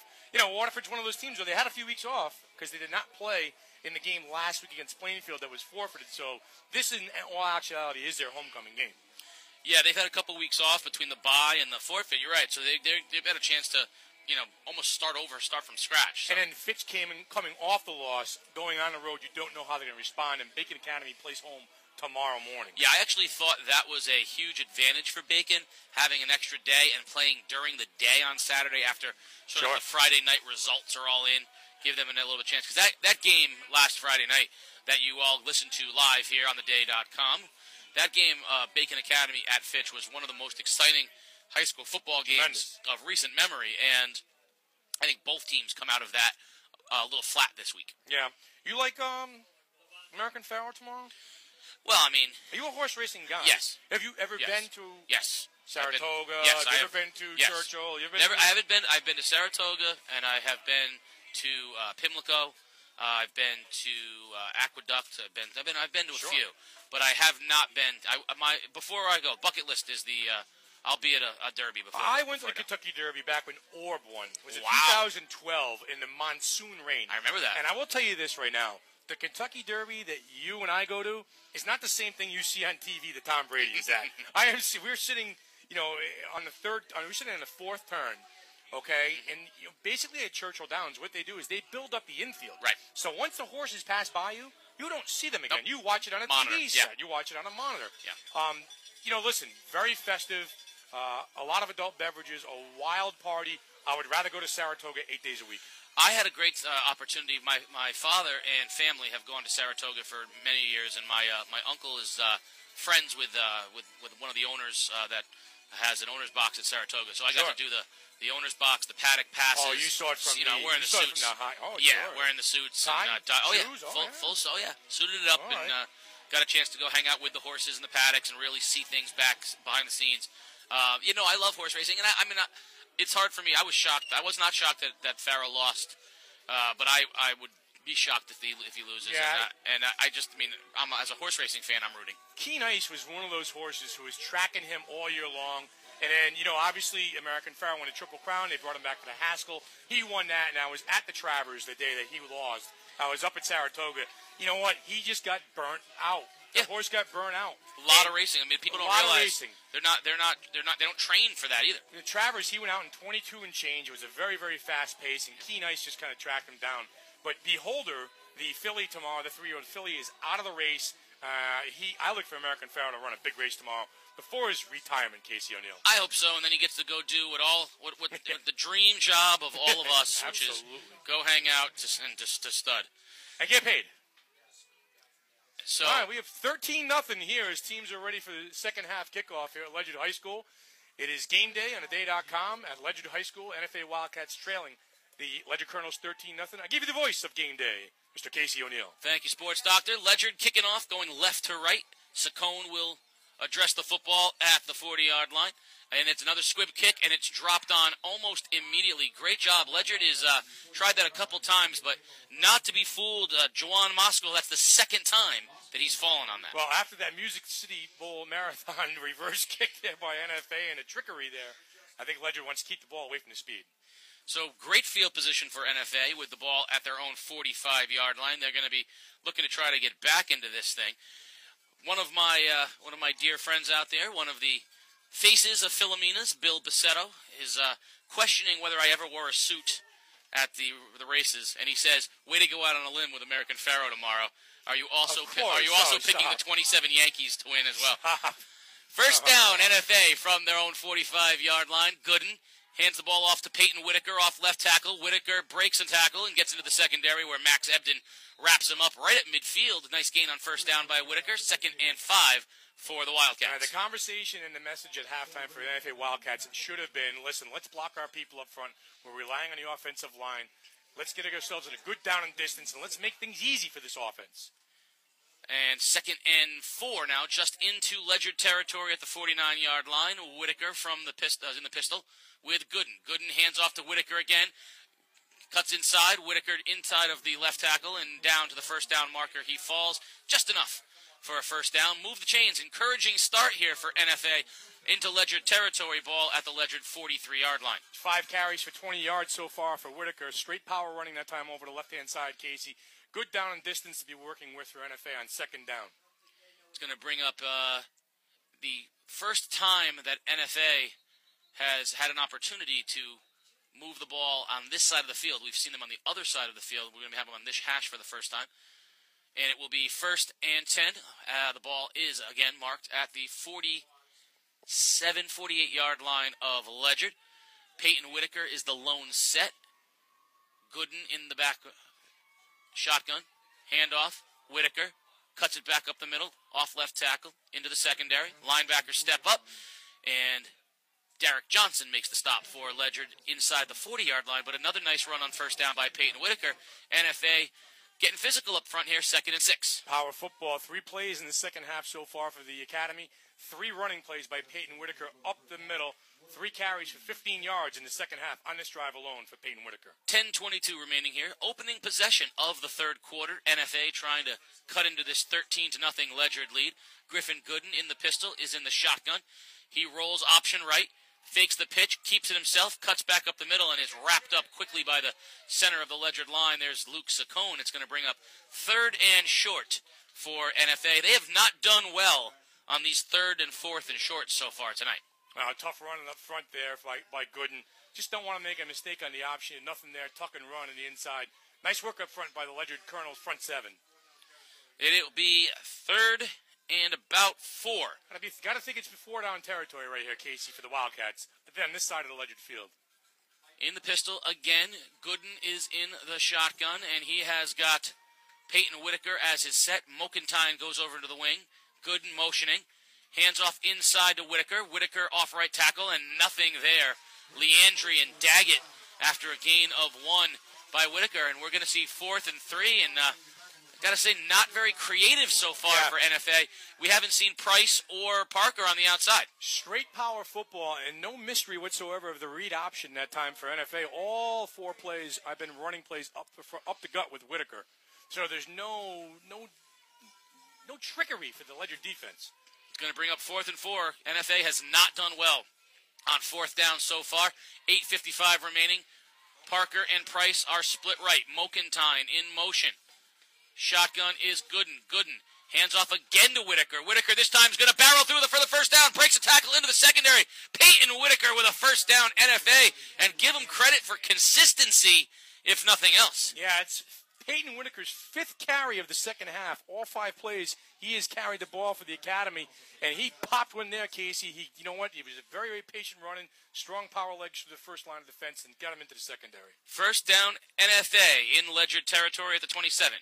Handoff goes again to Whitaker off the right side. Whitaker spins, bounces, gains about 4. And NFA seems like they're going to run the ball behind those Browns. Whitaker's 6th straight carry to begin the second half here for the Academy. They are sending a message right now to their team and the Ledyard defense. We're going to rely on our power running game, and we're going to rely on our offensive line. 8:09 remaining here in period number 3. NFA with its opening possession of the third quarter. They trail 13-0, looking to cut into that Ledyard lead. They have the ball 2nd and 6. Ball marked right at the Ledyard 20-yard line. NFA going right to left in your imagination. Griffin Gooden from the shotgun. Fakes the ball to Whitaker, cuts it back up inside, quarterback keeper, and nothing there. Well defended by Tanner Daggett. He has snuffed that one out with nowhere to go. Max Ebden helped clean it up. And with 7:35 remaining here, it's going to be a 3rd and long after that loss of 2 by Griffin Gooden. Yeah, high snap on that center quarterback exchange. Kind of threw the timing off a little bit in that play. Gooden had a tuck and run, nowhere to go. 7 plays in this drive for NFA, Casey. All 7 plays have been runs, 6 of them by Peyton Whitaker. 7:20 remaining here. A big 3rd down play. Like you said earlier, Keith, we have to assume this is 4 down territory for the Wildcats. They need to get points on the board in this drive. They came up empty a couple times on 4th down in the first half, and they have not scored yet in the ball game. Gooden from the shotgun. Hands off to Whitaker around right end. Whitaker is pursued by Johnson and brought down in the backfield. Nice job in the backfield. Derek Johnson on the pursuit. Another loss, and now NFA has gone backwards on back-to-back plays, 4th and 11. There was no element of surprise whatsoever for that Ledyard defense. They brought pressure on the outside. They keyed on the running back and made a great play, great stop in the backfield. NFA did not mix things up very well on 3rd down there, Case. And with the ball at the 25-yard line of Ledyard, NFA is going to have to go for it on 4th and 13 because they're in no man's land right now. It's a very, very tough down and distance for a quarterback who's starting his first game for the Wildcats. Gooden stands at the Ledyard 30-yard line in the shotgun. Gooden, straight drop, pump fake. Gooden throws down, got a man in the end zone. Oh, and it's just overthrown on for Isaiah Price. What a nice throw by Griffin Gooden into the end zone, but he just overthrew Price. An incomplete pass and turnover on downs. Price did everything he could. He laid out on that one. He had a step on a defender, just came up short. Good throw by Griffin Gooden, just missed his man in the end zone. Nicely run play, but a turnover on downs, and Ledyard will have its first possession of the second half with a 13-0 lead and the ball at their own 27-yard line, 24-yard line. Ebden will lead the Ledyard Colonels out. He's got Justin Carter, the star of the first half, in the backfield. Saccone and DeShield Sanabria in the wings. In motion, Saccone. End around off the right side. Saccone looking for a block from Carter. Saccone cuts it back inside, and Saccone will have a first down run for 10 yards off the right outside. Luke Saccone, nice job on first down, moving the chains. Mr. Do-It-All for the Ledyard Colonel offense. Wide receiver, running back, punter, kicker, kick returner. Luke Saccone, just all around good football player out there, making things happen on first down. And the one thing with NFA running the ball as much as they did, they ate up half of the third quarter. And came away empty. At some point, time is going to be their enemy. Saccone is out wide left. He's going to be guarded by Isaiah Price out there one-on-one. Ebden hands the ball off to Justin Carter, and Carter tripped up immediately. I think he stumbled over his own man. I think he tripped over Mike Leandri, his offensive lineman. That's too bad because Carter had some room to move into the secondary, but instead it's a 1-yard gain. Yeah, just a straight-up power run. Like you said, Carter got tripped up. He had a lot of green in front of him. That NFA defense is going to have to tighten things up here a little bit here. Maybe put a couple more guys in the box. 2nd and 9, 5:30 remaining here in the first period. Saccone wide right. Price is still out there with him. Ebden under center. Ebden hands off in the backfield. Carter, nothing there. Flag on the play. Darby is the first one there, and then finished off on the play by Ford Samity, but I think we're going to have a face mask on the play, perhaps against NFA, and that would be a terrible penalty for the Wildcats. Big Javon Brown had some tremendous penetration on that play and had them all but locked up in the backfield. We'll see on this penalty. Officials are talking it over right now. They're coming out with a signal. We're going to have a face mask against the Wildcats. That's going to be a tough penalty against the NFA because I don't think it was one of those more 15-yard kinds of penalties. I think it's just a 5-yard penalty. Garden variety, they would call it, would they not? I think it's more of a scrape of the face mask as opposed to a variety. yank of the face mask. Sure. Well, I guess it depends on what your garden looks like. Garden variety. Maybe your garden. I don't know. I mean, I don't know. I mean, you're a maniac. I don't know what you have in your garden. You probably have garden gnomes and all kinds of freaky things going on in your garden. First down on that play. Ledyard. Pitch to Manny DeShield Sanabria. Tries to cut it back up the middle, and nothing there. Tackle made in the middle of the NFA line by Big Javon Brown. And that's going to bring up about 4 left for the first down for Ledyard. Straight power football here by the Colonels, doing nothing fancy. Ledyard just trying to eat up a little clock, work the field position here, and keep chopping down that big tree, which is the NFA defensive line. Under 4:30 now remaining here in period number 3. 3rd and 6 with the ball at their own 40-yard line. Ebden under center. Hands the ball up the middle to Carter. Carter, nothing there. Hit almost immediately by Javon Brown again. Javon Brown has really stepped up on the defensive end, on the defensive line for NFA, and that's going to bring up 4th and 3. Be interesting to see.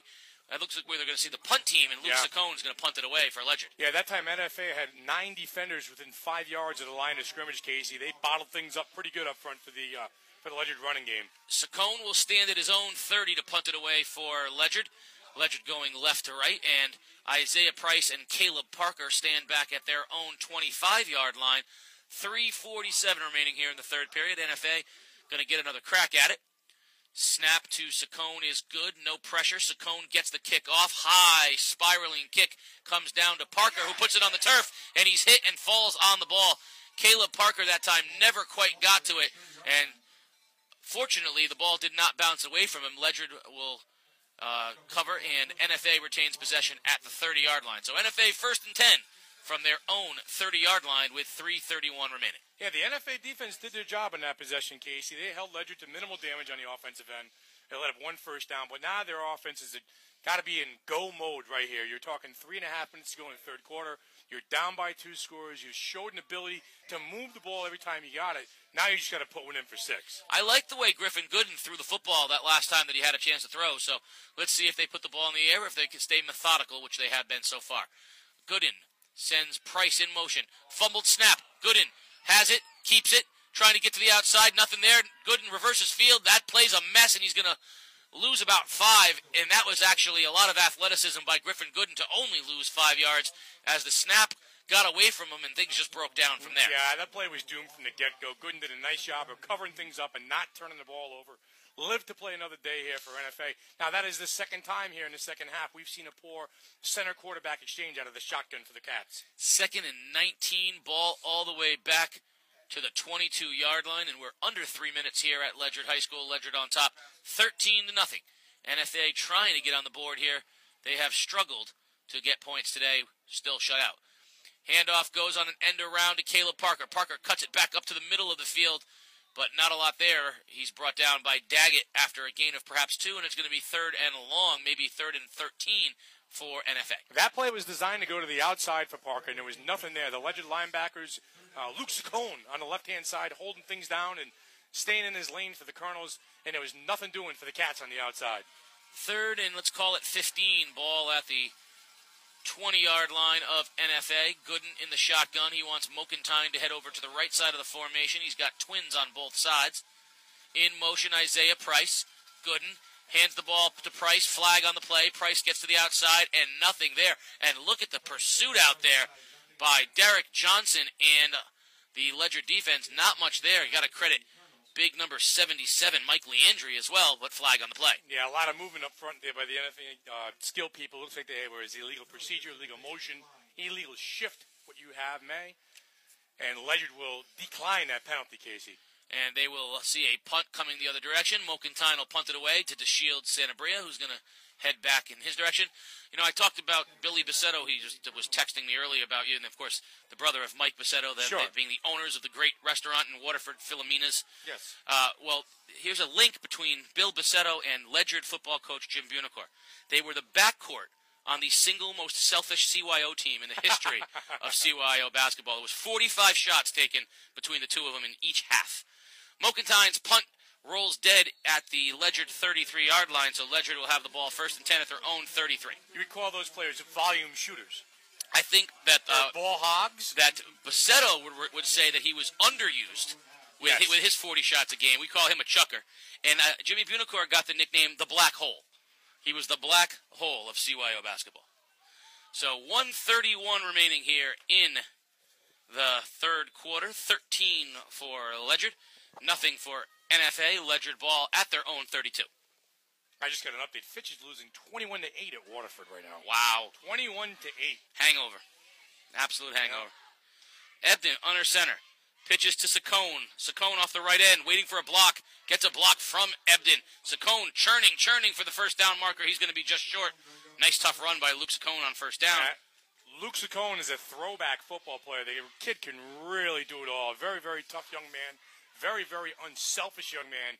Team first player out there, Casey. Whatever's asked of him, he can do it. 2nd and 1. We're down towards a minute here remaining in the third period. A fast-paced game in a quickly moving third period. Ledyard will have it here now, 2nd and 1, with the ball at their own 42-yard line, and we are now under a minute remaining here in period number 3. Ebden under center. Carter's in the backfield. Ebden hands the ball to Carter. Carter spins, trips up right down at the first down marker. He's going to be just short. It's going to bring up third in about half a foot. Up the middle run that time by Carter. NFA defensive line has done a very, very good job here in the second half of holding their own, keeping their lanes, keeping their space. Now, the Brown brothers, Javon Brown's had a very, very big second half here. We spent a lot of time in the Ledyard backfield. It's going to be a first down for Ledyard. Nice spot that time by the official up to the 43-yard line. First down Ledyard with the ball at their 43-yard line. We should tell you that this third quarter was brought to you by Lawrence and Memorial Hospital. A very quick-moving third quarter. We're down under 30 seconds. 13-0 Ledyard. 1st and 10 with the ball at their own 42-yard line. Pitch a gun to Saccone. Saccone trying to get out to the right side. Ebden's going to do a block. Saccone being pursued by Cummings. Flag on the play, and Saccone down at midfield. 2nd and 4. And that was going to be about 6 yards. We might get a horse collar against Dijon Cummings. Officials are talking to each other right now. 16 seconds remaining here in the period. A very fast-moving quarter. NFA just trying to hang on here, try and get the ball back a little bit. Officials signal. Personal foul. It is a horse collar against NFA. Cummings that time got around the neck area of Saccone, and it's going to move them up 15 yards deep into NFA territory, and then the clock will wind with the ball now spotted at the NFA 35-yard line. 35-yard line. Ledyard 1st and 10. And with 10 seconds remaining in the quarter, I think Ledyard will be content to let the clock roll out. It's a good time for us to tell you that Lawrence and Memorial Hospital has 2 ways for you to get expert non-emergency care with less cost and less waiting than a visit to the emergency room. At L&M, there are 2 walk-in locations on Howard Street in New London and the Stop and Shop Plaza in Stonington offer you more convenience and more services and no appointment necessary. From rashes to gashes and routine physicals too, at Lawrence and Memorial Hospital, they're there for you, and coming soon, a walk-in location in Waterford. You know, Casey, we saw NFA and Xavier 2 weeks ago, and you know, we saw a similar type of game where, you know, very, very closely contested defensive game. NFA's offense struggled. Their defense wore down and got a little frustrated as a team in that game. So it's very important here in this drive right now in this third quarter for NFA's defense to get off the field, and the offense needs to get a score. A lot of fingers up in the air, 4 fingers up in the air. These teams both know that they're still in it. NFA needs a stop, and then they have to score, which they haven't been able to do against this Ledyard defense. Ledyard playing well. The fourth quarter brought to you by the M.J. Sullivan Automotive Center at M.J. Sullivan Hyundai. No money down means no money down. You can lease a 2015 Hyundai Sonata Sport for no money down and only $279 a month for 36 months. They'll pay your first payment, your upfront sales tax. They'll even pay your registration and dealer conveyance fees. You pay $0 down and only $279 a month for a 2015 Hyundai Sonata Sport. Only at M.J. Sullivan, corner of Broad and Coleman Streets in New London. See the entire inventory at mjsullivanauto.com. You know, Casey, right now, Ledyard's playing downhill. They're playing downhill football. They have the score, they have the clock in their favor, everything's going their way. It's 1st and 10, Ledyard. Ball at the NFA 35-yard line. We are about to start the fourth quarter. Ledyard going right to left now in the home blues. Ebden under center. Fakes the pitch to Saccone. Ebden rolls. Ebden pressured by Brown and sacked by R.J. Darby right at the 36-yard line. Ebden was looking downfield for his brother Max Ebden, but well covered by NFA, and a sack by the Wildcats. 2nd and 12 for Ledyard. R.J. Darby's had a very productive night for the NFA Wildcats in his outside linebacking position. Very, very nice job tackling Ebden in the open field. Coach Jimmy Bunicor thought they'd take a shot that time. Yeah. Ran play action off of that pitch to Saccone.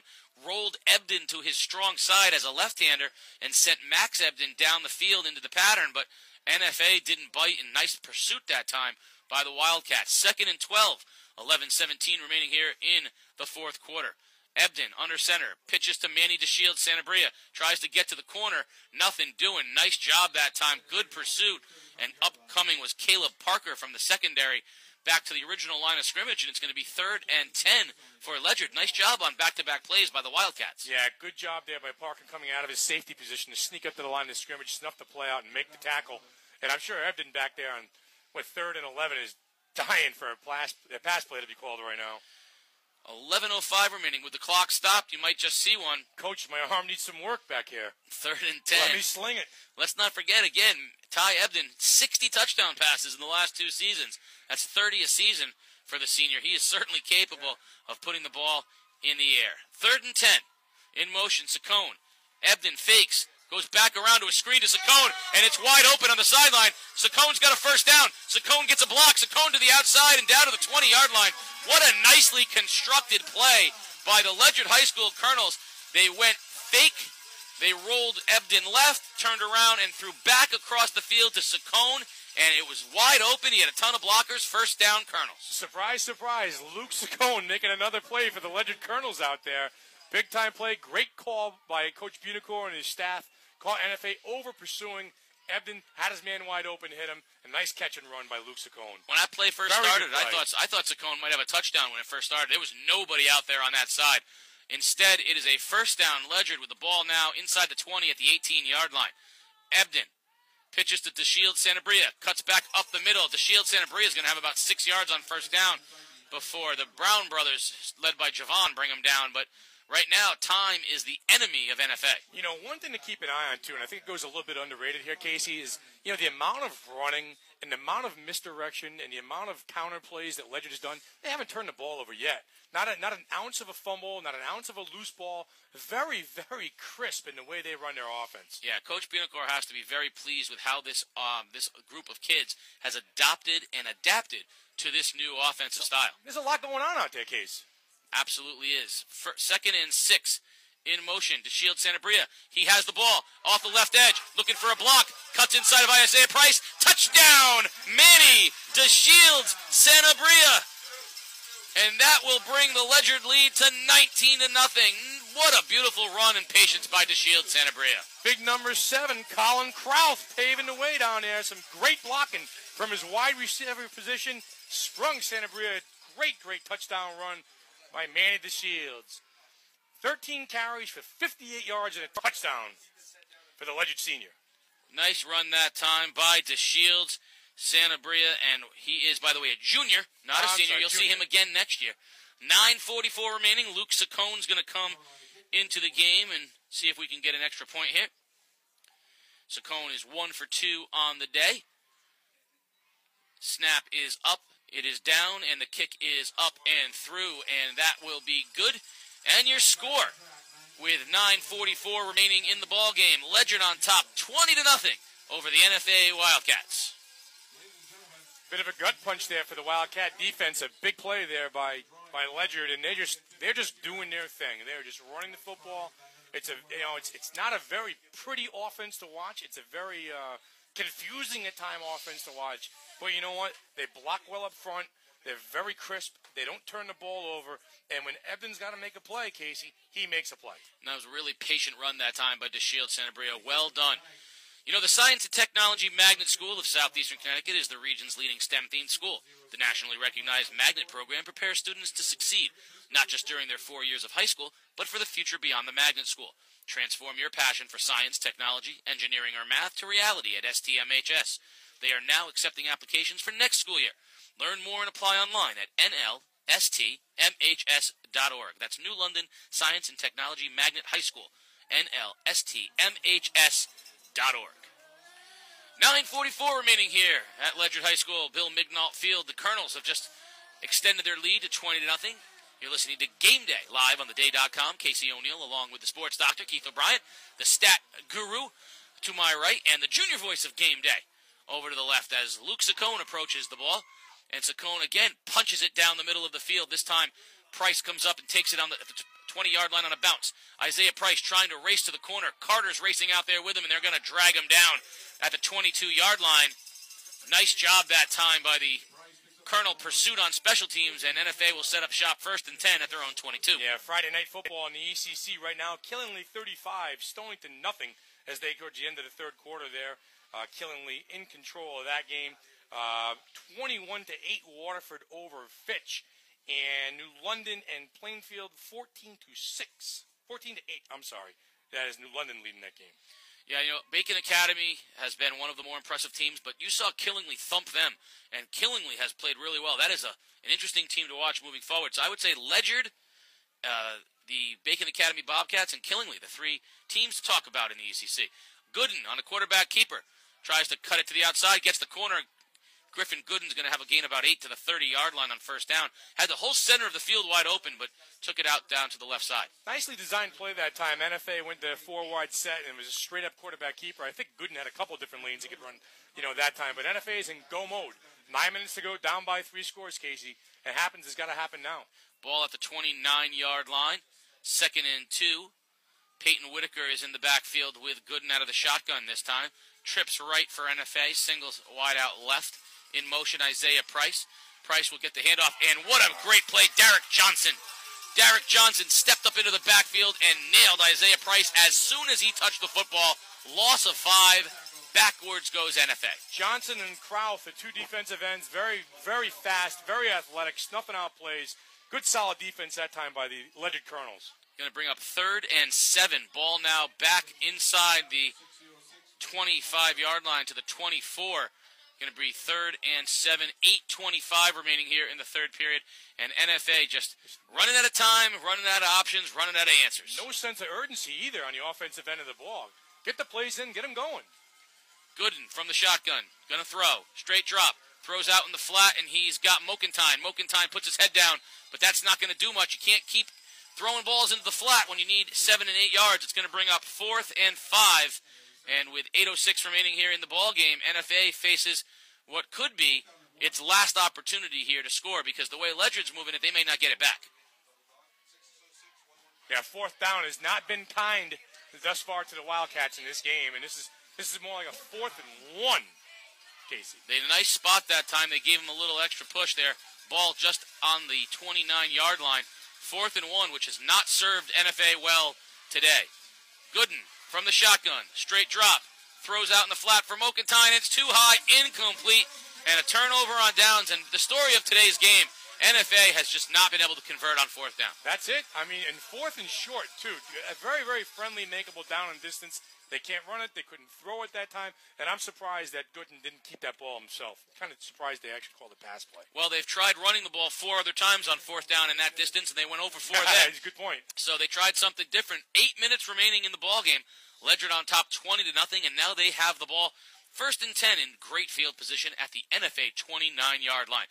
Casey O'Neill along with the sports doctor, Keith O'Brien, as we bring you Game Day live on theday.com. Ledyard 20, NFA nothing. 1st and 10 Colonels. Ebden pitches to DeShield Santabria off the left side. Nice pursuit by the NFA defense, but DeShield Santabria just churning those legs. Tough run by Manny DeShield Santabria. Turns absolutely nothing into a gain of maybe 5. Yeah, it's 15 carries for 63 yards and a touchdown tonight. So Manny Santabria doing some work out there, as usual, for the Ledyard Colonels. First half, we saw Justin Carter be the running back star. Second half, it's been a little bit more DeShield Santabria, but the Ledyard Colonels have been very comfortable on the ground tonight, very methodical, workmanlike, efficient. Nothing but positives to say about the way the Ledyard offense has run tonight. Saccone is the sole split wide out to the right. Ebden under center. Ebden fakes, hands to Carter. Carter driven to the ground right at the 1st down marker. He's going to be short by about half a yard. It's going to bring up 3rd and maybe a yard. Justin Carter that time with tough run inside off of right tackle. Justin Carter, another one of those kids, 12 carries for 118 yards tonight, making big plays with his feet. Ledyard's got the time on their side. 6 minutes and 53 seconds to go, up by 3 scores, and they're in no rush down there in the field right now. 3rd and 1 for the Ledyard Colonels, and as you said, NFA running out of time here. Saccone is the lone set. Carter in the backfield. Ebden hands the ball to Carter. Carter, stutter step, and through, gets a 1st down before he's driven backwards, but he'll have a 1st down inside the 20-yard line to the 18. Justin Carter moving the chains, and the clock keeps ticking. Time is on your side. Who sang that song? Remember who sang that song? This is on your side. Is on my side. I mean, you know who sang it? Yes, it is. That's the Stones. Okay. Come on. You're a big Stones Come fan. on. You're a big Stones fan? Come on, Keith O'Brien. I think Were you a no. big Stones fan? No, Stones are... So you're more of a Beatles guy than the Stones? I don't like to have to make that choice. Why is it? Maybe I'm more of a Who fan than either. Who? Well, I'm just saying. It's like Yankees Red Sox. You can like the Dodgers. You don't have to like just either the Stones or the Beatles. There's other choices. As a rabid, Are you a music guy? you're a big Sabbath fan. Oh, ball's on the turf. Pitch bobbled, and Manny DeShields Santabria tries to fall on it at the 35-yard line. But that's the first time tonight we've seen a miscommunication and a poorly executed play. Ebden's pitch was well behind, and Ledyard lucky to keep possession of the football. Yeah, Justin Carter that time on the pitch going off the right side. Ball was pitched just a little bit behind him. I think Carter had some quick feet and was heading upfield a little bit before he was supposed to, Casey. So the pitch was behind him. Timing and the pattern was off. So, it's going to bring up a long second down at about 16 here for the Colonels. But again, they're in no hurry. They're in total control of this game. 5.5 to go. They're up 20-0. Ball at the NFA 26-yard line, as you said, second and very long. Daggett in the backfield as the lone set. Ebden pitches, and in reverse it goes to the other direction. It's to Luke Saccone. Saccone breaks a tackle, and that was an inside reverse within the tackles. That was a reverse within the tackles. That is an incredibly difficult play to run. Ledyard fakes a handoff, gives it to DeShields Santabria going left, and he flips the ball almost silently with no space to Luke Saccone going in the other direction, and he picks up 18 yards. There's about 6 inches there between running backs, and Ledyard executed that perfectly. And my man Luke Saccone having a game today. What an interesting play and well executed by the Colonels. It's going to bring up 3rd and 2 with the ball at the 10-yard line. It's almost like hot potato in the middle there, Casey. I think that's a very good call. Handoff, it goes up the middle to Big Daggett. Tanner Daggett, I think, got a handoff that time. Kind of moving forward like the refrigerator. William Perry was Big Tanner Daggett on that play. Did he actually get that He catch? got that ball. It's going to be... Let's find out if he got the first down. Let's see where the official spotted. I say give the big guy a first down. Come on. You're going to give Big Tanner Daggett a carry. We want him to see him get rewarded here. The senior's 5'10", 285 he's listed. I want to see him get a first down. Shades of the refrigerator. William Perry. From what college? Clemson. He went to Clemson. No, he didn't. He went to Auburn. No. Yeah. William Perry? Yeah, went to Auburn. All right. Come on. Same as Frank Thomas. Super Bowl shuffle. You're killing me. See, if you're going to bring stuff at me, you got to know your stuff. Come on. You know you're better than that. He went to Clemson. No, he didn't go to Clemson. Tanner Daggett's coming off the field, though. It's 1 carry for 2 yards. He's done his work. He's going back out. He's actually going back out. Coach Bunicor waved him back on the field. You gotta like. I like Tanner Daggett. Yeah, I like you love saying his name. I just like how he plays. I like how he plays. He's he does the kind of work that nobody talks about. He just he digs his head in and digs his feet in and playing in the trenches all day. I like seeing guys like that get a little. That's why I like those tackles when they catch the touchdown passes. A little prime time. 4:08 remaining. He went to Clemson. Yeah, okay, you say so. Stat Guru. Stat Guru let me down. I could have had you strung out all night long, but the Stat Guru let me down. Ebden plows forward on 4th and inches, and he's going to have the first down. And that's going to bring the clock now under 4 minutes remaining. Ty Ebden on a quarterback keeper on 4th and 6 inches. And it's going to be 1st and goal. Yeah. Ledyard now, ball down to about the 7-yard line. Yeah, and Tanner Daggett lined up in the fullback position and just got on Ty Ebden's back and gave him a little ride and pushed him forward for about 3 or 4 yards. So things looking bleak here for the Wildcats, Casey. They hung on pretty tough, but you got about 3.5 minutes to go. They're down by 3 scores. 3:44 remaining here, 20-0 Ledyard on top. 1st and goal, Colonels. Ball inside the 10 at the 7-yard line. Ebden hands off to DeShields Santabria around the left end. Santabria tries to break a tackle. Nice open field tackle by Isaiah Price for a loss back to the 10-yard line. Yeah, Casey, how much of a difference maker is Juwan Johnson if he returns this year to the NFA team? Obviously, the team has played hard. The team has won. The team has lost without him. But when you put a kid out like there who's arguably the fastest kid in the state, you got to think that it'll uplift the NFA team, for the last 3 or 4 weeks of the season. Well, there are rumors that he might return next week in our game that we will be Bacon bringing you Academy. against Bacon Academy. Sure. And if you're Coach Larka at Bacon, you got to say, really? You can't wait. You can't wait one more week. You got to come back that one, and that would be a huge difference. What a game! I'm looking forward to seeing the return of Juwan Johnson next week. Handoff up the middle, Justin Carter. Not a lot there. Ball's going to be marked at the 8-yard line on 2nd and goal. Carter, not a lot there. But what a difference from a matchup standpoint next week, Keith. If we've got a returning Jawan Johnson and Bacon does its job this week and wins their game this week, we would have a 6-1 Bacon Academy playing for the outright lead of the ECC Large with a returning Jawan Johnson and a desperate NFA Wildcat team. That will be a lot of fun. And I don't think that, Bacon certainly hasn't seen the speed of a player like Johnson either. I mean, obviously, they've played last week against Fitch, and I know Duncan was fast. They had some quick players, but it's tough to coach against that. Saccone in motion, and we're going to get a flag for a legal procedure against Ledyard. Well, in fairness, nobody has played against the speed of Jawan Johnson because he's the fastest guy in the state. So you can't practice that. No, you can practice against the schemes, but when you actually see the speed on the field, Casey, it's almost impossible. It was described to me one time. A guy described to me one time against the great Jamal Johnson of New London.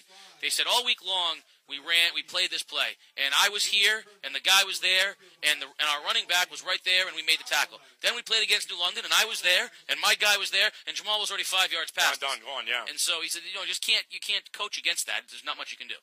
From the shotgun, in motion, Saccone. Ebden, hands to Saccone. Saccone's got an opening. Saccone cuts it back inside. Saccone trying to get to the end zone, and he's just going to be short. Luke Saccone with a great individual effort, but the team speed of NFA got to him before he could get into the end zone, and it's going to bring up 4th and goal for Ledyard with 1:35 remaining here in the ball game. Saccone off the right-hand side, doing it all tonight for the Ledyard Colonels. He's punting, he's catching, he's running. He is certainly one of the guys that, Coach Jimmy Bunicore relies on week in and week out to not only make plays, but to lead the team.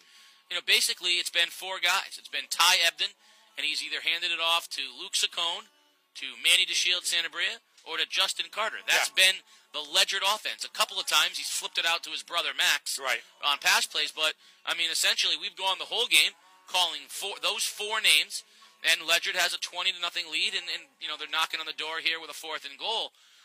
1:24 remaining in the ball game. Right. That's as simple as it comes, but really kind of elegant in its simplicity. Yeah, and then you toss in the front 7 of Ledyard playing very, very good defense. Tanner Daggett anchoring the defensive line. You toss in Saccone and Colin Routh on the outside as far as linebacker play goes. And like you said, we don't call the other guys' names, but they're all doing their job, and they're all an integral part of the game. Yeah, Ledyard, we call those 4 names, but in order for them to be this efficient, the rest of the team has to be playing well. Defensively, you nailed it. Derek Johnson and Colin Routh have been just really, really aggressive and very difficult to defend on the ends. With Daggett up the middle, them at the defensive end position. Ledyard right now, they're going to quietly move to 6-1, and they are dangerous, a dangerous team. Ebden under center. Fakes the pitch to Saccone, rolls left, throws in the back of the end zone for Max Ebden, intercepted by Caleb Parker. Parker intercepts it in the end zone for NFA. Great defense. Parker was right on Max Ebden the whole time, and with 1:16 remaining, NFA will have what's probably going to be its final possession of the game with the ball at their own 20-yard line. Coach Bunicore telling Ty Ebden, and this is why we haven't thrown the ball all game. He's consoling him down there a little bit. He's probably telling him to throw it just a little bit sooner. I think Ebden hold on to that ball just a split second too long. On 4th down, there was really nothing to lose that time for Ledyard. But I will tell you, this Ledyard defense is going to play hard right here. They want this shutout. They value their defensive efforts very much. They wanted it against Cranston East. They want it now. They want the defense to have the shutout. From the shotgun, Griffin Gooden, 1:16 remaining in the ballgame. In motion, Isaiah Price. Gooden hands off to Peyton Whitaker. Peyton Whitaker off the left end, nothing there for a gain of about 2. And it looks like Coach Jamal Davis is going to simply let this one move on and try again next week. If I'm not wrong here, this could be Ledyard's 3rd shutout this year. Cranston, and they shut out Stonington, I believe, in a game, and now NFA. And a very good NFA team, too. They played very well. And NFA, Casey, had their chances, especially going into the locker room. 3rd and goal for the 1, 4th and goal for the 1, just couldn't cash in. In motion, Price flips on the reverse to Caleb Parker. Parker, nice open field tackle. Saving big yards that time was Colin Routh. But that's going to be a big gain, and with under 30 seconds here remaining NFA will have one more crack at it. That's a first down, moves the ball up to the 34-yard line. You know, Price is the fastest kid in the field that I see, especially when you get him in space a little bit. And he's got a few touches tonight, but he's very fast. Price, again on the same play, reverses to Caleb Parker. Parker's going to have another first down. Parker on the sideline. Parker stays in bounds all the way into Ledyard territory to the Ledyard 40-yard line. But with under 10 seconds remaining, and it looks like NFA is going to take a timeout. And with 8 seconds remaining, NFA will have probably one more chance to try to make something happen. So next week, we're at NFA. We will see the Academy once again, and we will see Bacon Academy. They play tomorrow morning, come into NFA. And again, another tough test for the Bobcats as they try to make their way through an ECC title. Oof, the scaffolding on Friday night is going to be... Oh, it's going to be cold. That's going to be a chilly night out there. You know, this game, Keith, you're right, though. NFA, this game pretty much hinges on the following. NFA had 2 cracks at it on 4th and a foot to tie the football game. They couldn't get in on either. Yep. And on the ensuing drive, Ledyard goes 99.5 yards and goes up 13-0. I mean, that's pretty much the crux of the game. I mean, Ledyard tacked on another touchdown, and NFA had moved the ball here and there. But really, it was that drive by NFA, failure, followed by Ledyard's very, it saps the life out of you going that far. One last play for NFA. It looks like 8 seconds remaining here. Ball at the 42-yard line of Ledyard. Ledyard's in a deep prevent. In motion, Price. Price gets the handoff. Price around right end. Price tripped up, and he goes to the ground with 3 seconds remaining, 2. And that will do it. Your final score from the campus of Ledyard High School. The Ledyard High School Colonels move to 6-1 with a 20-0 win over the NFA Wildcats. Yeah, good football game here tonight, Casey. Just not enough firepower for the Wildcats and just not enough experience on the offensive side of the ball. They have Jawan Johnson. Hopefully next week he comes back, and that should be a very good, entertaining game against Bacon Academy. And if Johnson is on the field, I mean, that's going to be a shootout next weekend in Norwich. A very quick game tonight as we finished in under 2 hours. What a quick game we have tonight. Just in time to go turn on the World Series. If that's what you're looking to do, go check out the Mets and the Royals tonight from Citi Field. Next week on Friday night, join us on game day at 6:25 as we will bring you the surprise of the ECC, the Bacon Academy Bobcats traveling to these NFA Wildcats, and perhaps the return of electric quarterback Jawan Johnson for NFA. For the final time, for the sports doctor, Keith O'Brien, and the stat guru, I'm Casey O'Neill. Your final score, Ledyard 20, NFA nothing. Let's see you later when the Junior Voice of Game Day. Thank you, everybody, for watching NFA versus the Colonels live on theday.com.